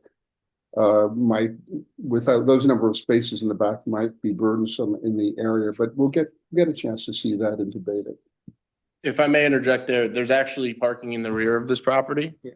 In addition to what's in front. I live right next door, and you are correct that they are typically all occupied in the front, but they have parking in the rear as well. And if you recall on Gramercy, when we did that, we changed the zone on that regs. If you remember, we updated the text on those. And we did allow for tandem parking, because with the medical, we knew that use was going to be different than, say, the residential use. So it's a totally different standard now for parking that Sarah just explained. So yes, it would be under that that new provision. And I know that you all have also the right to have your own experts look at that as well, I think, when you hand in that report, don't you? Or did we not do that? Yep, that makes sense. Mr. Ricci, can you just clarify? I know we've talked a lot about that development, Gramercy. Yeah, Gramercy. It seems to incorporate 72 East Ave as well. Yeah. And so with 72, which is, it's unclear to me based on the map whether 72 is still B-res or whether 72 is commercial. Can you B-res. So they did the medical building first. Then they bought that one and they added it to it. So it wasn't a part of that original. We did a separate site plan, special permit application for that. Okay, so You want to stop sharing your screen? I can share the zoning map Sure. really quickly because I think that'll be helpful. Yeah, that'll be helpful. Context Yeah. for everyone. I attempted to zoom into the map, but it had a logo on it. So purple is B-res, blue is business zone, pink is multifamily. And so subject properties are here. So And I think 50 it's a little disingenuous to say that it's surrounded by a sea of commercial, because what it is the beginning of a residential zone on the edge of commercial. And the edge already exists. So you, by saying you want to redefine the edge, you're just saying, I want to move the edge. You're not- Right. Yeah. I mean, but across the street is B-res. 3 parcels next to it are B-res. Well, The whole entrance to East Avenue is largely B-res. So, I mean, it has to end somewhere. Mhm. And we've already, it looks to me on this map, pretty clearly delineated where commercial begins and where B-res. But these properties really are surrounded by commercial. I mean, across the street, you have more single family units on this particular side. This, you have a 2-family that's essentially attached to the commercial. And then you have these outliers here, and then you have the is that the apartment zone? Multifamily. Multifamily zone? Essentially. I mean, the B resident zone in and of itself, we talked about a number of times, has a lot of issues to it. It's very hard for that zone to really function. And I think with these 2 particular pieces of property, and I understand what you're saying with yes, when you look at it like that, yes, we're redefining an edge, but with the B resident zone, trying to get things out of the B resident zone is not a bad idea, because the B resident zone in and of itself is such an old zone. I mean, this is a 2-family that's undersized 2-family today. This is a single family that's in the middle of nowhere. We can't see it. We can't see it. Oh, So I'm pointing to it on mine. Yeah, he's referring to 60 I'm and sorry. 64, and then 73 I can see is basically the multifamily commercial zone that's attached to Gramercy. So basically. Well, no, it's B-res. It is B-res, but it's part of the Gramercy Park. I understand that it's Association. associated with that, but it's still zoned residential, Right. B-res. Right, so, but as far as, I guess, creating the cutoff, that kind of does create the cutoff, right? Because Gramercy Park as. with Well, those then 2 you've units- just stranded 76 and 80. But correct me if I'm wrong, are we, as in the rewrite, is multifamily no longer, multifamily zone is, you're gonna do away with, correct? Well, we also are gonna look at B-res, No, so we I don't mean, know yet. we don't know yet. So to say that you need to take these out of B-res and put them into commercial because B-res is a problem, we know B-res is a problem, but there's a whole lot of land in the B-res zone that we're not just gonna put in commercial because But I B-res is a just think problem. these 2 is a good opportunity to do it. That's just my opinion. I think this it's particular erosion of Erosion of the residential residential zone. zone. Yeah. That's what I say. Okay. I would agree with It's that. I don't, commercial creep. I But don't that's think talk exactly. about institutional creep, it's commercial creep. The way this is right now is very clear. I don't know why you're looking out of it, but it's very clear. The residential zone starts where the pinkish color starts, and it moves moves east from there. It's very, very clear. And you'll actually you'll be creating a zone or creating commercial, which will be right across from residential. So I think there's going to be some discussion about that going forward. But you also, if you look at the blue, the commercial comes all the way back behind these buildings here. Yeah, but in order for the commercial to be successful in this town, specifically on these lots, they inherently have a decent amount of parking, right? The current proposal is to have the majority of the parking on your proposed lot be dedicated to the residential. It's a shared parking, so I during the understand, day. but there's a limitation to the share. You can't share all of it. You're gonna have assigned spots that would be shared, assigned spots for the business and assigned spots for residential. I can tell you, there's no one that's gonna be a pedestrian coming to this retail piece that's part of your development. They're all gonna be driving there. So whoever is gonna be occupying that retail component is gonna depend, their success will depend on how much parking they have. There's no street parking. The adjacent neighbor on the corner, I'm sure is gonna put signs up, no, parking for our customers only. Same thing with, the Cherry Street East. They have a rented cop there to. Yeah, I mean, we go through that daily with Chase and some of the other tenants on that street. So I'm hesitant to let the commercial go there without adequate parking. Sure, and if I can speak to that, a couple of things. One, we're proposing 2 units right now. 2 units is our max. This is a proposal. We're willing to work with the commission, with our neighbors as to, what everyone would like to see. So if it's not, did I say 10 units? If it's not 10 units, we're willing to, walk back on the 10 and see what makes sense. So that the parking, if parking is the concern, if it ends up being 8 units, then it's 8, and then we can get additional parking so there's more parking that's actually dedicated to the commercial space. Additionally, this is not, this is off of a quick email when we had spoken with the neighbor. Remind me his name, who had emailed me. Jonathan Garrity? Yeah, he had actually mentioned potentially offering us some of their parking because they have, I guess, adequate parking at the moment. So he had proposed if we took a look at this further, he would potentially offer some of the parking on their lot. They're the property on VD? On VD, behind it, the residential one. Oh. With the medical and the residential. This is Commissioner Chris. I'm hesitant to make a decision like this on a one-off property map change when we're right in the middle of reviewing all this. So I think it needs to be looked at in totality. Now, once that's done, we'll see where we are and we'll take a fresh look. I would also note, at least that's my view, also you do note properly that the call it the mini mall in the corner is sort of screams redevelop me is the message I heard. If that owner were to decide to do so and knocked on the door and said, hey, 6 foot, the one right next to it, was it 64? 60, yeah. 60. It's adjacent. We think it has frontage on the state highway. East Avenue is the state highway. Let's talk deal. I have a feeling you probably answered the phone call and want to talk at least. So I think it's very premature to do this. I'm not against it in concept, but I think we're in the middle of some other conversations and you have to put it within that context. I would not like to make a decision. I would be hesitant to make a decision just on these 2 properties when we're right in the middle of a zoning review. I'm just hesitant. We were just thinking because it basically surrounds the commercial and it surrounds the multifamily, where basically our 2 properties are kind of like a little, even though on the map it shows pink, but it's kind of like what those properties are being used as right now. We are kind of like a little island with those 2 properties surrounded by blue and multifamily.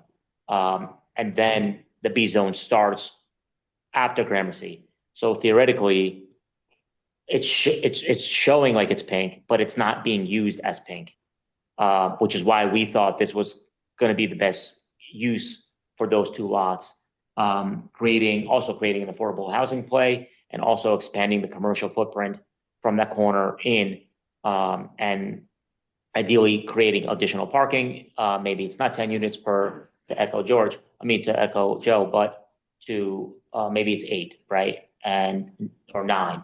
And we can give more parking to the commercial space, which will be about 2,000 square feet.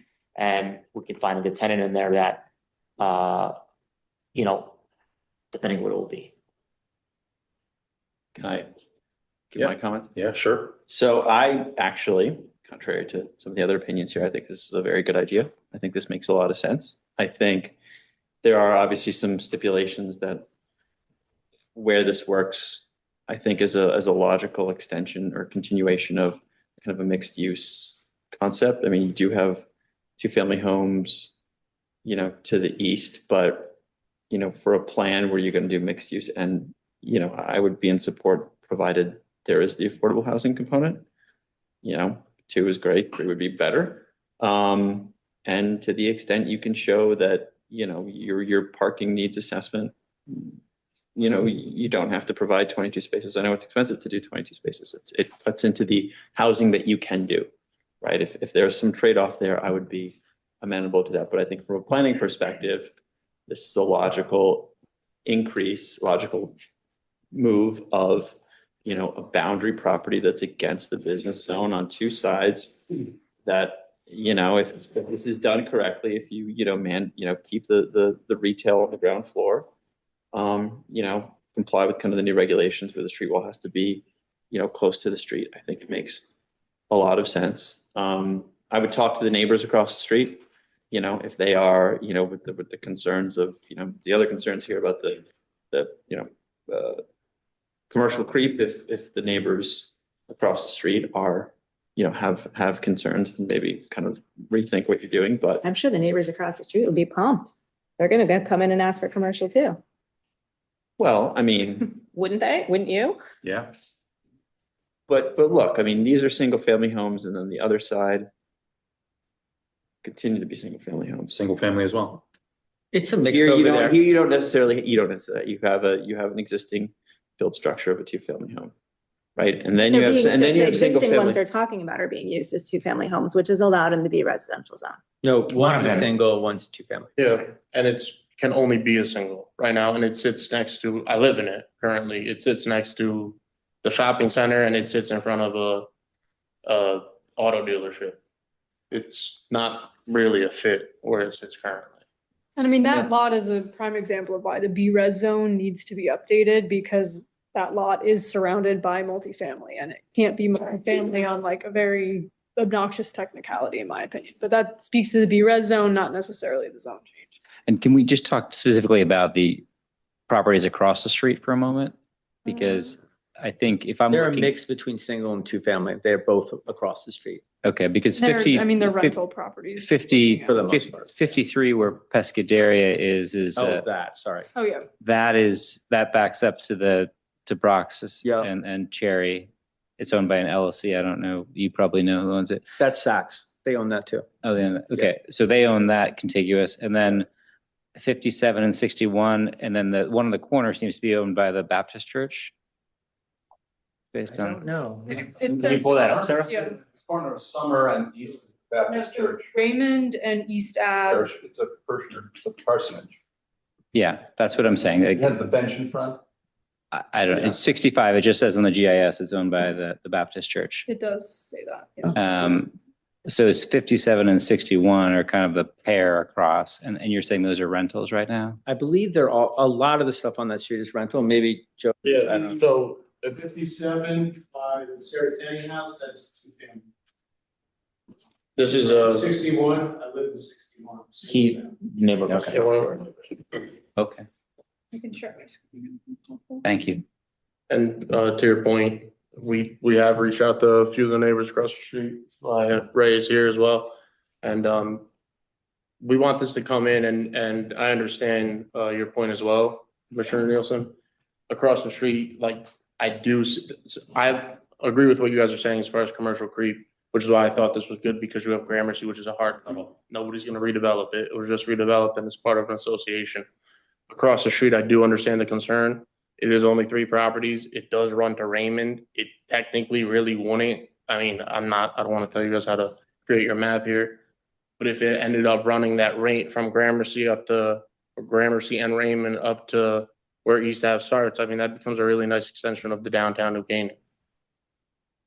I mean, to be clear, with zone changes, there is no precedent. I know the commission talks about precedent a lot. You have full legislative authority here. You can, for whatever, very minuscule details, say, yes, I think one corner of the street, it makes sense. The other side of the street, I don't think it makes sense. So you do retain that discretion regardless of whether you wanted to move forward with this or not.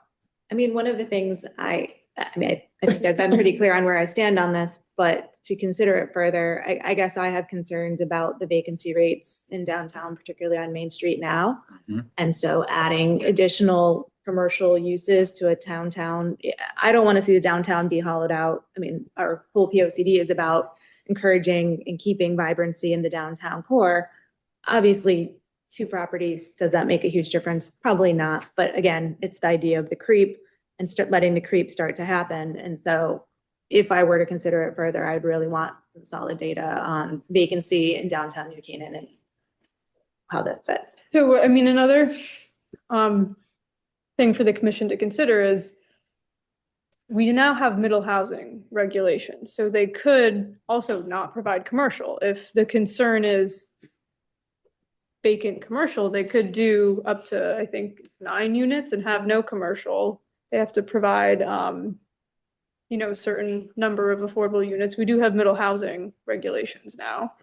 Yeah. So if it's, I wouldn't really want to see this change to commercial zoning. I do think, as we discussed in our zoning regulation update, I think there should be conversations about a transition from commercial to residential and what that looks like. And right now I see it's a hard line, and I don't know that that's the best way to do it. I think some level of mixed use or some level of multifamily would probably be a better transition. But to Mr. Chris's point earlier, I think it's premature for me to sit here and make that decision right now when we haven't had those conversations in our subcommittee meetings and talked about how we would change the map. Do you think the commission would be, would like it to see if we got rid of the commercial space actor and just went straight multifamily?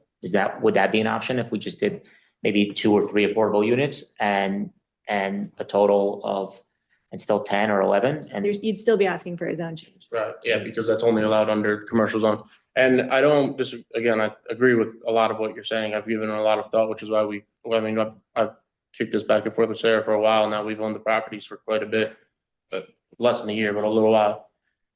I think what you're saying is absolutely valid. But at where you guys currently stand with the rewrite, at least from what we've discussed, we can't necessarily sit on these properties for too long. And I think it's a good opportunity to expand that border of East Avenue. I really do. I think that it's a nice entrance to downtown. So to sit and wait, it may not be feasible. So. Well, you're not sitting and waiting. Don't you have a building permit already for? No, we don't have the permit. My point is that like to sit and wait and then see if maybe it makes sense. The to do New Canaanite multifamily. says you have a permit. No, we were denied. Oh, you were denied? Yeah, on our building permit, yeah. they post when there's an application. I see. So I guess, I mean, just to kind of bring it back to where we were before, obviously there's people with concerns, there's some people that are for it. Obviously we don't want to waste a lot of time and energy and money to put together serious plans that we would need to bring for a zone change. So, I guess, whether it's a straw poll of whether you want us to come back or not, or do that. I know that, could I ask, because I do want to add a little more feedback, and I'm along the lines of Commissioner Knowles, that I like this direction. I like the mixed use, and I do like the nature of having the building brought forward to the street, vis-a-vis versus the New Canaan Pharmacy. I think we've learned that streetscape is more desirable, and I like the fact it's set back, 5 to 7 feet. It seems to widen the sidewalk a little and open up the town entry. The other thing you mentioned, the 2 renderings, I like the first one better than the second one, because one of the things I think hurts downtown is having 2 big commercial spaces that are expensive to rent. And I like the fractionalization of the storefronts, because I think it allows for more optionality of whether it be a stretch lab or whether it be a medical suite. One thing I think you should look at and explore kind of the concept of medical suites versus, I know that's backing up, but the idea of smaller storefronts, I think, is more appealing to me. And I like the fact that you're doing the drive-through on one side versus kind of creating a huge cut. So I think it's nice the way you have it kind of terraced back, because I think that doesn't replicate the porch fronts that are further down there, but it kind of echoes them a little, where it's not a vertical like the Red Grape building. It's set back a little. I am troubled by the kind of the jigger, the puzzle piece of where to draw the line, but I don't disagree with the concept. I don't mind the shared parking concept, especially with the tandem. Yeah, I mean, I like that this would comply with the new, regulation update in terms of bringing the building towards the street line and activating it. And I like the concept of multiple smaller retailers, because I think that makes a more active space than just say one big nail salon that gets used, but it's not. It's going to be, as Dan said, that people are going to drive there. If it's smaller, if it's a coffee shop, if it's certain things, that people will, generate more foot traffic. I think the smaller, broken up uses tend to do that. So, I mean, there are some businesses down in that area that, would use more of the coffee shop type, sandwich shop type place, and they walk to it. I mean, I walk down to Pescador, and from where my office is, not so much Veggie Bar and stuff, but, people do walk from Bankwell there. People are going to walk from the Elite Dermatology. There could be some walking. Not that I disagree with you. It depends on what that business would be there. If you're selling something where you're going to be parking there every day, yeah, that would be a problem. And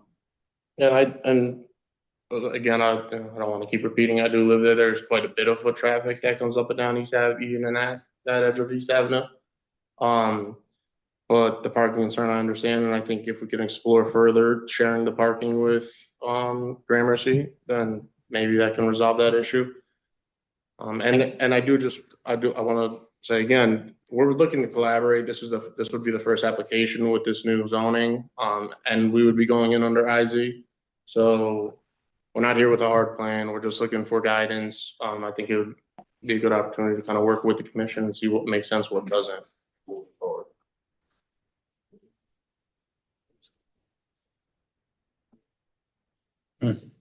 I'm just hesitant to rezone this and push this one forward when we're literally on the cusp of starting to rewrite and revisit the entire residential zone. I understand. It's just premature. Had you come to us 6 months from now, would have been a lot easier decision. But we literally have not even discussed the residential zone with our consultant as yet. We just voted on the commercial. Yeah, no, I've been following. Yeah. And I think it would be ill-advised to prematurely start doing selective zoning here without having a more comprehensive view of the entire residential zone. I can understand. All the concerns here are valid, and so we've taken them all into consideration, which is why we've taken a while to bring this application forward since owning these properties. But and don't get me wrong, it's not a hard no.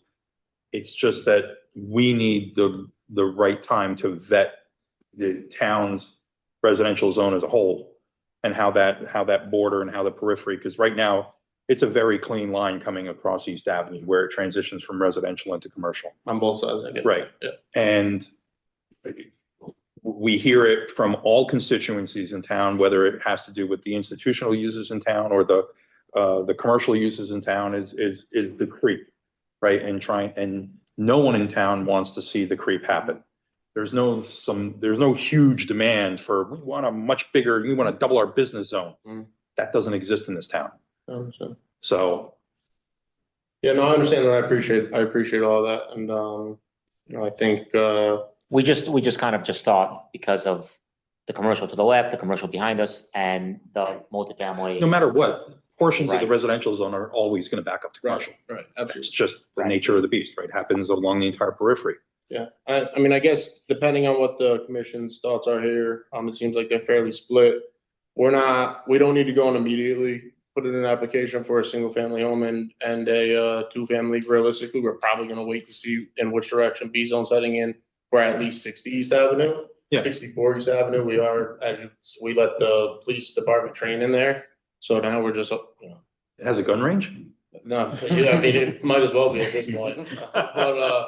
But yeah, so that is sitting vacant. I mean, if the commission's, open to kind of seeing if this could be a possibility, I think that we have some time to wait until January to know in which direction it might head. Might be a little bit difficult. But I mean, I appreciate all the feedback and you guys taking the time regardless. Okay. Thank you.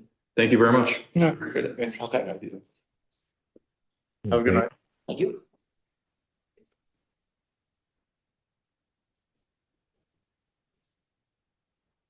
Okay, commissioners, last item of business is just discussion of next steps on the zoning regulation of updates.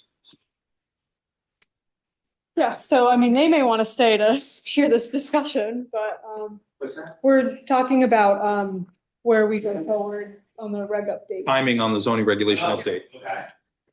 Um, I was getting out. You were close. Okay, so to refresh the commission's memory, we have adopted commercial zoning regulations. We have 20,000 left in the budget with BFJ. When we pivoted in February for focusing solely on the commercial zones to get us to that July 1 deadline, the commission, BFJ, and we all kind of talked about, okay, in theory, what do we want to do with that last $20,000 once we get past July 1? We said that we would just work with BFJ to get drafts for as many sections of the regs as we could, and then the commission, it would be up to them to bring it to the finish line later, where we could then sign a new contract with BFJ or do an RFP to find another consultant for, like public engagement items or whatnot. So, next steps is just to confirm with the commission what we want to do with that last $20,000, what sections of the regs we want to have BFJ help us draft. I have a list of ones I think we should do next that I'm happy to share now. I think it would make sense to do BRES and then also just generally do the building height, building coverage setbacks for all residential zones. I think we should also look at impervious coverage requirements in our smaller residential zones. And then I think we need to look at our fencing and wall requirements because they go hand in hand with our residential development, and our filling and grading section because that also goes hand in hand with redevelopment of residential zones. Clear cutting. Yeah, exactly. That would be part of the. That would be part of that. I have run that list by BFJ. They are able to do that, present to you guys a draft. You guys provide comments, they provide a final draft, and then we would be done with them probably in October. I think that's a good list. I think on your impervious coverage, though, it should just be in lower density, so it should be everywhere. You think it should be everywhere? I'm sorry, what did you say? I think if you're looking at impervious coverage, it should be everywhere. It should not be limited to smaller lots closer to town. I think you have to look at the 4 acre zone. I think you have to look at 2 acre zone, because I think if I you agree. get a holistic impact of coverage, if that's the goal, sustainability and all of that, to say, no, you have a big lot and you can just cover as much as you want. It's a bigger impact on the environment than somebody with a smaller lot who just wants to build a patio. My understanding is that as long as you meet the drainage policy, you can pave the world and paint it green, Yep. Right now, yes. which doesn't sit particularly well with me, I'll say. And I would like to, well, the drainage policy is a separate policy, which I'm in support of, but I think we want to think about, I've seen any number of larger lots. I haven't seen the smaller ones of clear cutting, which disturbs me a bit. And also the impervious coverage issue, I think is something we want to think very hard about.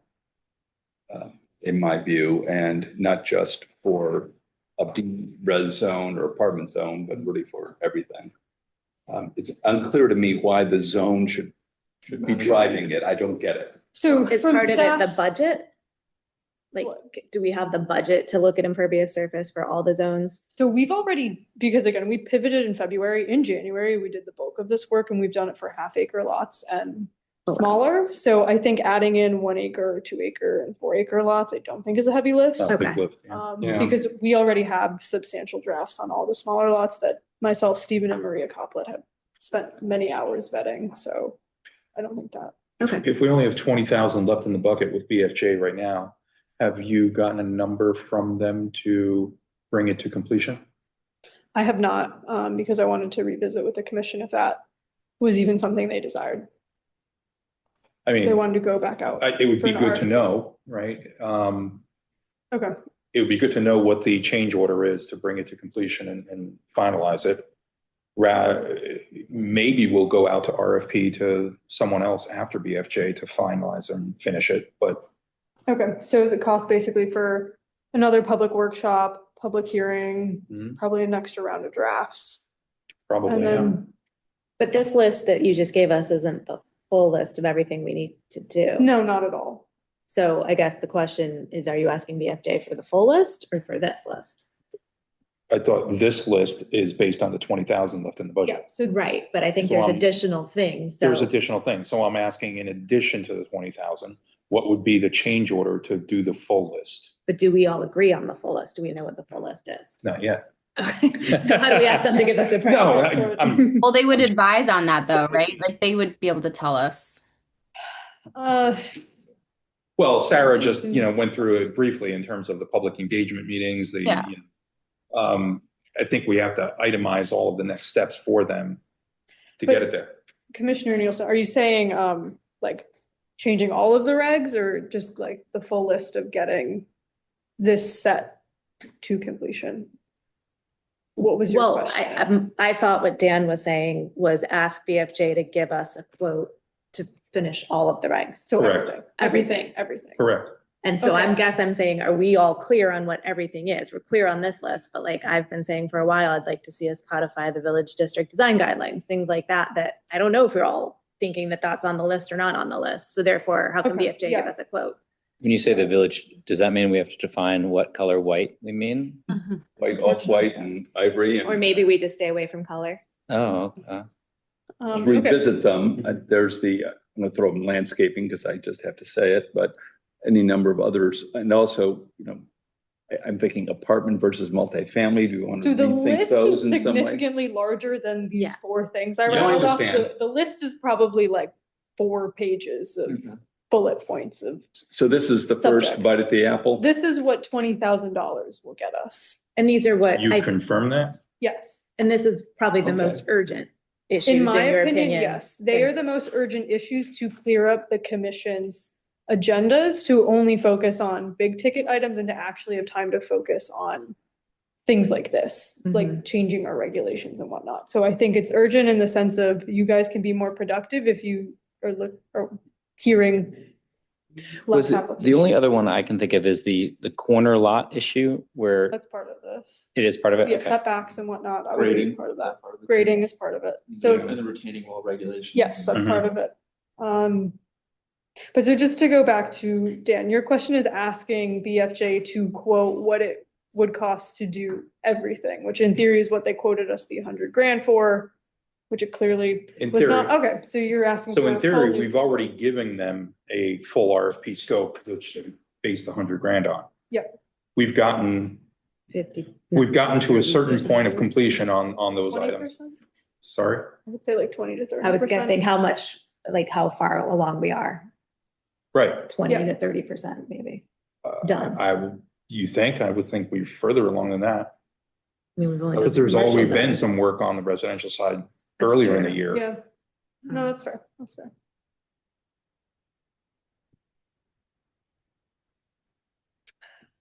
Okay, so I mean, one of the things that we would be working on right now is VRES. I have an idea for B-Res that I feel like I should mention before I tell BFJ to go do it, because if it's a no, just tell me now. But so right now in the B-Res zone, you have lots that are under 12,000 square feet have to be single family homes. The minimum lot size is 7,500 square feet. Pre-1970, every single lot in the B-Res zone could be a two-family. And so you have this grandfathered in rule that if you were a two-family pre-1970 and you have an undersized lot, less than 12,000 square feet, you can tear down and be a two-family again. I would personally recommend allowing two families universally across the zone again, as it was in 1970. And then I would consider on lots that are maybe 15,000 square feet, so double lots, allowing 3 and 4 family homes, because then you would get Hugh points. That's middle housing. Moratoriums, yeah, middle housing. If you allow middle housing, it would have to be at, Hugh points. yeah, basically a quarter point per unit. Get you Hugh points. You wouldn't be allowed to require a special permit if you wanted the Hugh points. It would have to be as of right. But, you know, if the commission is looking to be more aggressive with the B zone and have a true transition zone, allowing two families on the larger lots, allowing 3 and 4 unit developments could be the way to do that. I'm not saying you need to even bulk up allowable coverage or anything like that. I think just allowing more units, keeping the footprints the same of what's currently allowed could be a good way to do that. I mean, I think we'd have to look at what the map of the B zone Yep. is, because I think there are areas where, like we just saw, that transition areas from commercial and higher density, and there's other areas on the, that are next to, you know, single family, 1 acre, that sort of thing, which doesn't necessarily, if you want to put two family next to a 1 acre lot, so I think, Agreed. Yep. I don't think it's a B-res completely. I think it might have different gradations of where that might, you know, an inner B, an outer B, that sort of thing. So potentially creating multiple zones then. Potentially Okay. based on the context of what's Okay. existing and what makes sense. Okay, that sounds good. I just wanted to throw that idea out there. So if we put that in a draft, it's not, where did this come from? Yeah, I'm interested in exploring that. My only question, and I guess this is an overall question for any zoning reg update, is when do we start to think about sewer capacity? Because if we go ahead and allow doubling of everything in the B-res, I don't know how many units that is. I don't know what we're talking about. I have no idea if that's even impact, but at some point I feel like that conversation should be had. Like, what can our town handle before we just upzone? Does BFJ do that kind of planning, or is that somebody else that we have to then? I mean, do the environmental plan? I'll talk with the town engineer because, you know, they do studies and whatnot. So we may already have that data. Okay. Yeah, they do. That's right, because if you're increasing density to that level, it's. But to Colabella, he knows. But BFJ should probably be able to at least provide some quick analysis numbers of, okay, what's the full build out capacity if you did that? Right. So we can get that data. Well, because I think of that as like our bank account and we're essentially planning to spend against it. So, you know, maybe it does make sense to let the whole B-res zone be two family homes. Or maybe we are saving it for some larger scale development elsewhere. Like, I don't know yet, but. Is it possible to track down the number of B residence zone lots that are currently two family or greater? Yeah, that's relatively easy. That'd be good to know. Yeah, what the lay of the land now would be useful. Yeah, just knowing some of the homes in the B residence zone, there are quite a bunch that are more than two family. Oh, yeah, definitely. Yeah. I mean, because again, this is the oldest part of town. So Yes, there's a yeah. lot of nonconformities and a lot of development happened pre-1970. Yeah. Does that also do the school districts follow the zoning or do No. So if, for example, if we had a higher density population on one side of town, then in theory, the school districts would shift over. Yep, it would be up to the balance. Board of Ed to. The Board of Ed carves it up to adjust for that. Right, okay. Tends to be a hot topic. Oh, I get it. I'm just saying. Okay, so it just moves. to confirm. They moved 15 years ago, about 15 years ago. It was all. Yeah, east to west shifted, the line shifted.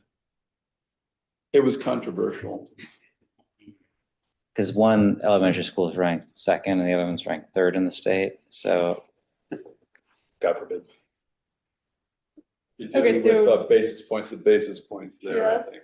But confirm, we're gonna do residential zones, B-res, dimensional standards for all the single-family homes, impervious coverage regulations for all lots of all sizes, fences and walls, retaining walls, and then filling, grading, clear Mhm. cutting, that sort of thing.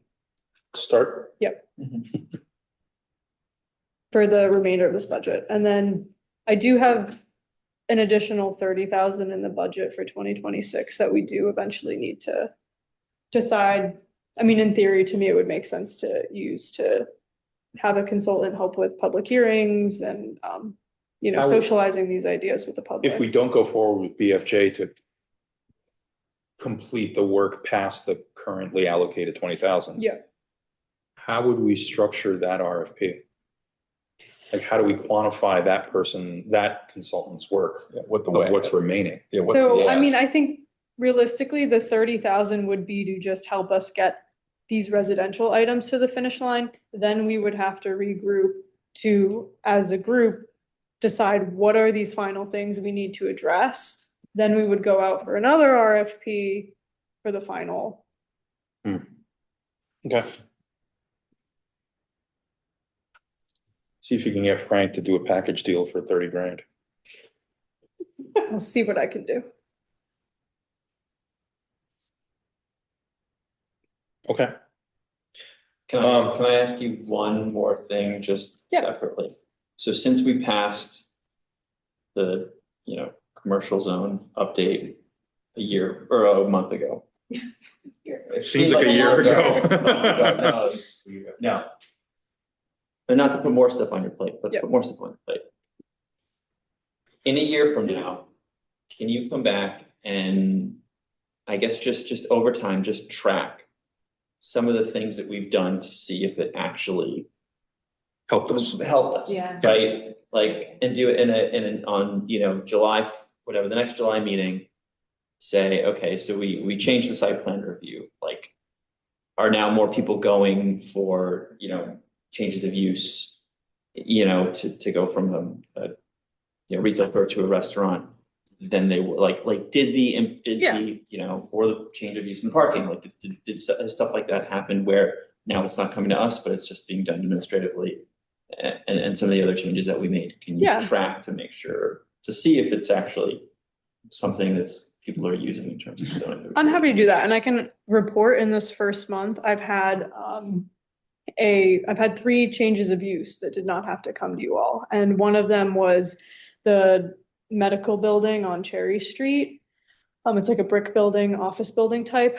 They historically have not been able to have medical in the full building because of the zoning regulations. Because we changed the parking requirements, they actually were able to add more medical into the building.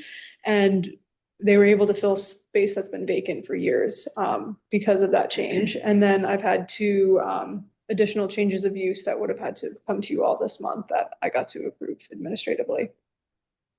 So that's 3 things this month alone. It's good. So, good. but I'll track it. Yeah, just it'll be- a I think it's yearly helpful. update to see like, Yeah. if we, the 8 months of what we did. We'd all actually like to pass see Yep. 9/15 conclusions. And then just another update for everyone. We did receive an appeal for the 30 Parade Hill vote that, the commission voted on last month. So Nick Bonmonte, the town attorney, has that. It's already been transferred up to Hartford's Superior Court, where Judge O'Hanlon, who is the land use judge, has just taken that. So that I'm sure will be going on for a couple years. So stay tuned, but that's the latest. We do have an appeal. If anyone wants to read it, just let me know. Okay. Commissioners, final thing, minutes from the May 12th, 2026 zoning regulation update subcommittee meeting. All of them here. And then we have the special meeting from June 2nd and the regular meeting from June 23rd. Has everyone, well, let me rephrase that. Does anyone have any changes or issues with any one of those minutes? Show of hands for approval. Approved, unanimous. Thank you. Record time? Adjourned. It's good. Meeting adjourned.